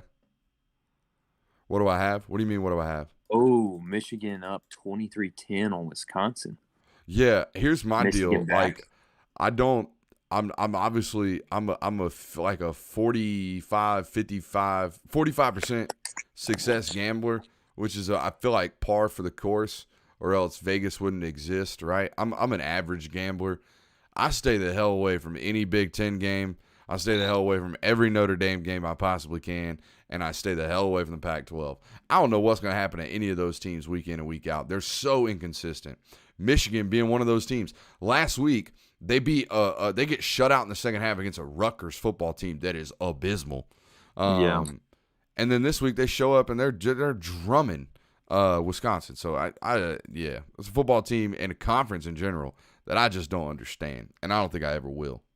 With that being said, especially with the Notre Dame thing, Cincinnati by 2 touchdowns today in South Bend. Are they winning that game? Yeah. Oh, well, I'm just saying. What time? Yeah. To. Oh, you think they're winning by 2 touchdowns? Yeah. What time's that game start? Is that a night game? Let me check. I think kickoff is 2:30. Malik Hornsby in the game now for Arkansas, so we got a backup quarterback in. This was Dicko's. Yeah. Dicko said this was his number. I think he said number 1 quarterback in 2021. Not that Dicko is, an elite evaluator, but his opinion matters on this platform, and he loves Malik Hornsby. So we'll see what the kid's got. Ditko loves hot takes that really just come back. Oh, Ditko loves hot takes that come back to blow up in his face. We'll see. Like the Maryland, picking Maryland outright. I mean, this is a disaster right now for this kid. Yes. Where is he from? Is he from Texas? I think so. I believe so. Yeah. He's just a big kid at this point with a hose cannon that don't really – I mean, football's a little too fast for him right now. I mean, he just ball slips right out of his hand. You know who he looked like on that little fumble play right there? like Jeremy Johnson back in the Auburn days, just a little bit shorter. I thought you were gonna say that JF word. Oh no, dear God, I don't. I thought you were gonna do a banned word on the platform. Brother, we have gone a hot minute without a heated debate about that in the Discord. Give it a week. Give it a week. Oof.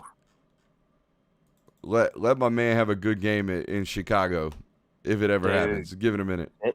They left him out to dry last week against Cleveland. Good Lord, did they not? Holy smokes! I think they rolled him out of the pocket like maybe 3 times the whole game. Yeah, it was almost like Nagy was out to prove a point. Yeah, which I don't know if I'd be doing that, considering it's looking like that job's about to be on the line there, Nagy. For the YouTube commenters, I see some people dipping out. This is a typical lounge day for us. We're just gonna hang now.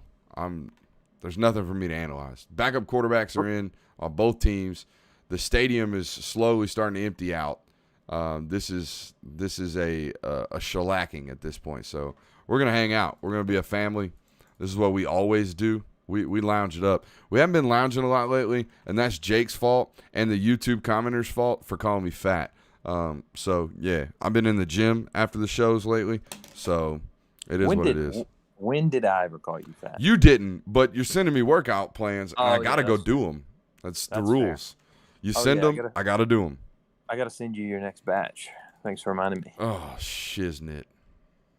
Dude, am I not raking in viewership for you on the tube right now?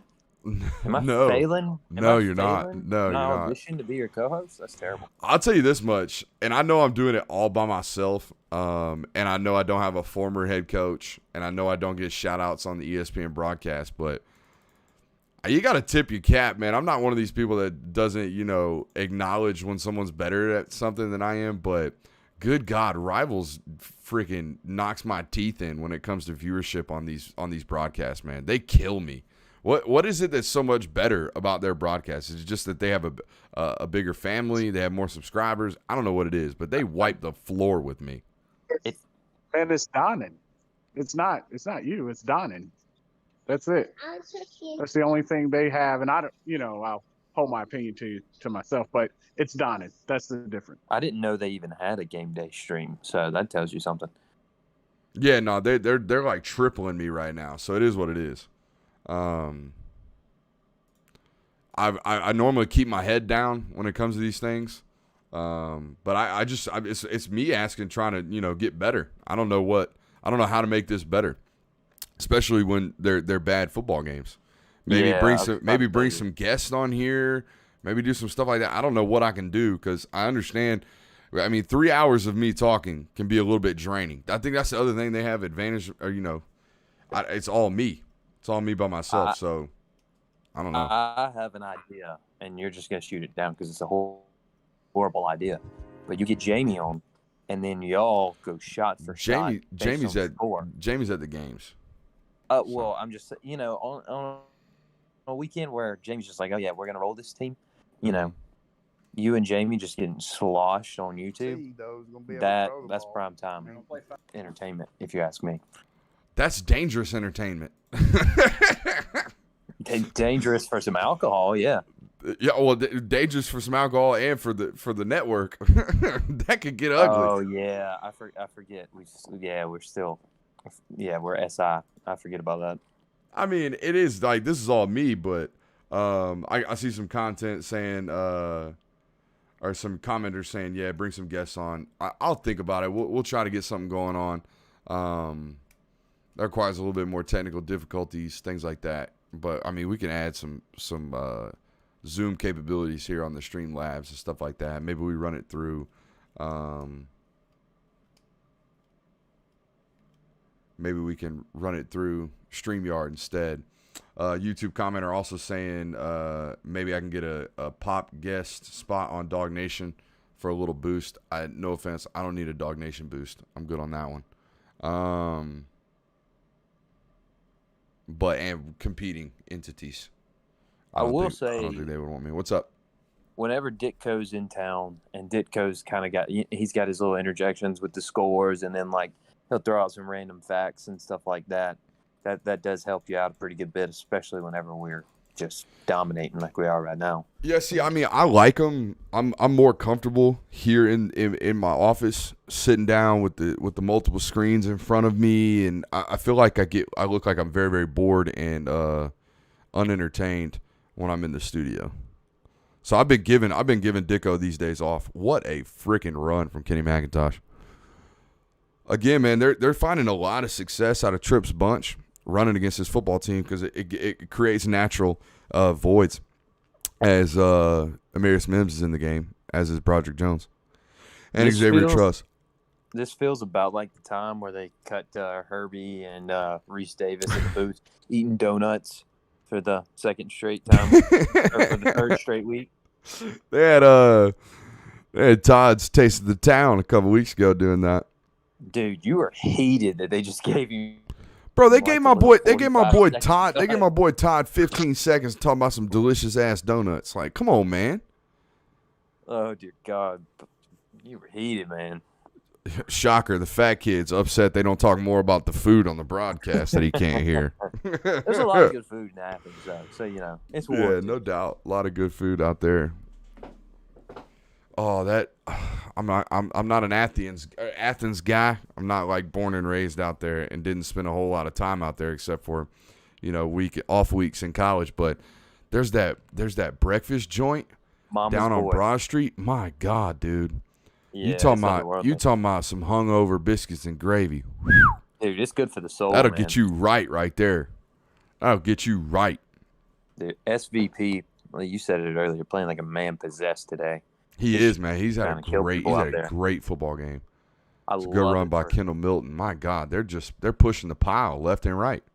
You see Willock dwarfing SVP over here? Good God, that's a mammoth human being. No, he is massive. He is huge. Is this his first action of the year, or did he get in against like UAB? He got in against UAB and Vandy. Yeah. He played a lot last week against Vandy. I think he played the whole fourth quarter. Okay. Dude, we just have a log jam at the guard position right now. Does Matt Luke have blood on his shirt? Probably. Did I just see that? Of course he does. Oh, Tripp's bunch. I bet they run into the bunch right here. Yep. Right into it. Looks like that's short. Dejan touches now. I would go for it. I mean, to hell with it, right? You're doing them a favor by not giving them the ball back. They're just going to stop the clock throwing the football. Yeah. You're doing Pittman a favor by going for it right here. As weird as that sounds. But they're going to send Pod out for a field goal, it looks like.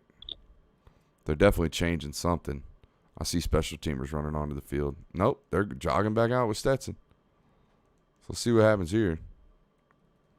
Oh, good Lord. I'm a little ahead of you, but.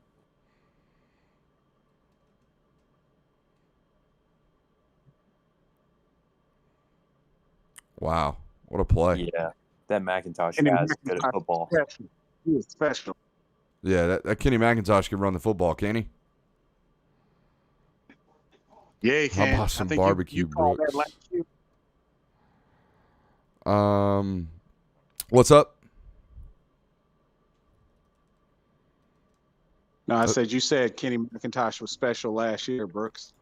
Yeah, but I'm not taking responsibility for that take. Anybody that's watched that guy run the football knows he's special. It don't take no special genius to see that, to be honest with you. Wasn't he in the class, same class as like John Emery in them? I don't know. He was a 2018 signee, was he not? 2019 I think so. signee? I just remember people melting down like, oh, we're taking this kid, blah, blah, and doing the thing? Yeah, doing the Georgia thing. Doing the thing? We just call that the thing. That's what we do best. Stadium has cleared out now. Yeah, they got to get back to that tailgate, man. Watch that Alabama Ole Miss game. Nah, man, we going downtown. Going DT? Oh, we going DT. Oh, big time DT. We're going to run up that bar tab. We used to be the top 10 country or team. God, top 10 team in the country. We're about to pour it to it if I'm in Athens. A top 10 country. What does that top 10 list look like? I bet none of them. I bet none of them except for America have an SEC title, though. Tell you that right now. Yeah. The rest of the world has 0 SEC titles. Rest of the world combined, 0 SEC titles. The rest of the world hasn't played anybody, Paul. Their schedule is dog water, Paul. They don't play anybody. Everybody's going to say Arkansas is terrible now. Just get ready. Oh, yeah. There's that Georgia fan complex that you guys got. Everybody hates us.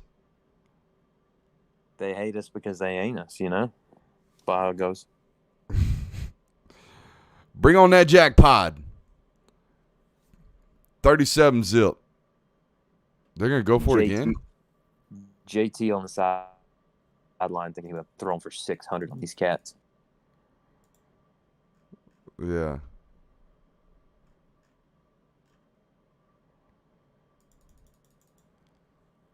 How many passes has Stetson thrown today? Like 15, maybe 20? I don't even know. Let me check the box score for you.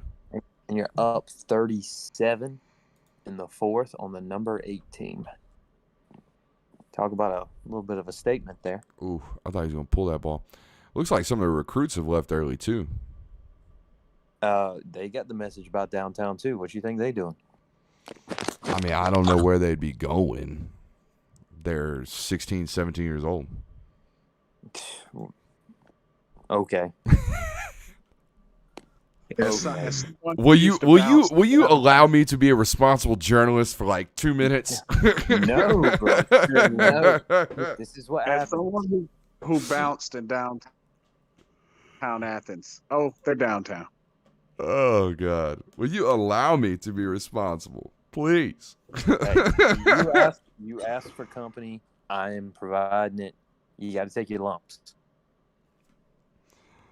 That's true. So Stetson Bennett is 7 for 11 today. Oh dear God! He's thrown 11 passes.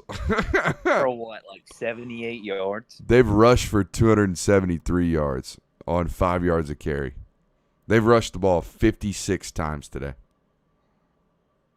That is just a slap in the face. Good Lord.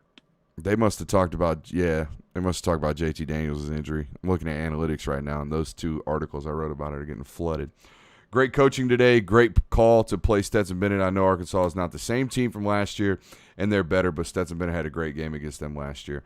Hey, Lilo Pratt, a positive Stetson Bennett referral in the YouTube comments. Can we get a golf clap for Lilo? Great job there. Great job there. We got somebody buying that Stetson Bitcoin.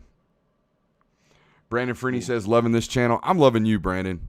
Point at the camera, not the YouTube over here. I'm loving you, brother. Appreciate you for being here. Oh, man. What are you trying? What's up? Yeah, there we go. I'm just now catching it. The YouTube stream's a little behind, like us talking in here. Oh, no doubt. I get to go back and, film review, your performance there. It's funny because, like, sometimes when I'm in the studio, and even now, like, I can see what's going on post, right? If I point at the camera, if I make some funny face, I can see it over in the corner too. So yeah, I'm reviewing myself as well. Dude, I'm glad you got some like positive reviews from the right people on the film study reviews, man. That's some good stuff. Oh yeah, you're talking about sources hit me up about film reviews? Yeah. Yeah, no, that's a little bit different, man. Like I would get here and now and then, I would get some things last year from a couple guys just hopping in saying, "Hey, like this, great job here. This could be better. That's flat out wrong." Now I basically get like, full on like Yelp reviews basically. Oh, there we go. So yeah, it's a different vibe going on over there nowadays. So My that's man's good. getting legit. I mean, I've been had snacks, dog. Snacks for days. Ben had snacks. I don't remember signing off off on any snacks on your diet, man. Like, Bro, you jeez. don't remember that YouTube video or that Vine? I think it was a Vine. Do you remember Vine? God, yes, I remember Vine. I've been had snacks. Look at these snacks. Yeah. Snacks for days. I've been had snacks, dog. Good Lord. What is going on here? I got ESPN playing stuff in my ear over here. Nah, Ben had snacks, dog. Oh, good night. What you got planned for the rest of the day there, Bees? You know, I think I'm gonna probably cook some burgers, some hot dogs. The wife and the baby are on their way home now from that little party or whatever. And we're gonna chill out, probably. Maybe drink a few cold beers, some cold There we beer. go. You know, and enjoy a nice calm afternoon after we get these post game articles written and up. Which it seems like we're already. I think we got some of these already written. It looks like the good, bad, and ugly articles already getting close to done. It is done. Got some dominant defensive performance articles coming out, things like that. And then go put a whomping on some cold brews. Yeah, and then, put a whomping on them cold beer. No doubt about that. Them Bud Diesels, baby. I ain't drinking no Bud Diesels. No doubt. Blue Moon. I know what you Nah, drink a Blue I'll probably drink whatever speaks to me when I go to the liquor store here I in was about about to say, 40 minutes. I thought you were going to say whenever you open your fridge, I was like, man, you're leaving yourself too many decisions there. Nah, man, I'm a buy it as you drink it kind of guy. Fair If I got liquor or beer lying around, it's just the temptations, man. I can't do it. So, yeah, I'm a drink it as a buy it guy. I can respect that. Wouldn't have expected anything less. You could always go with the good old OG ranch water, Zane Riley asked, what site or publication do you write for?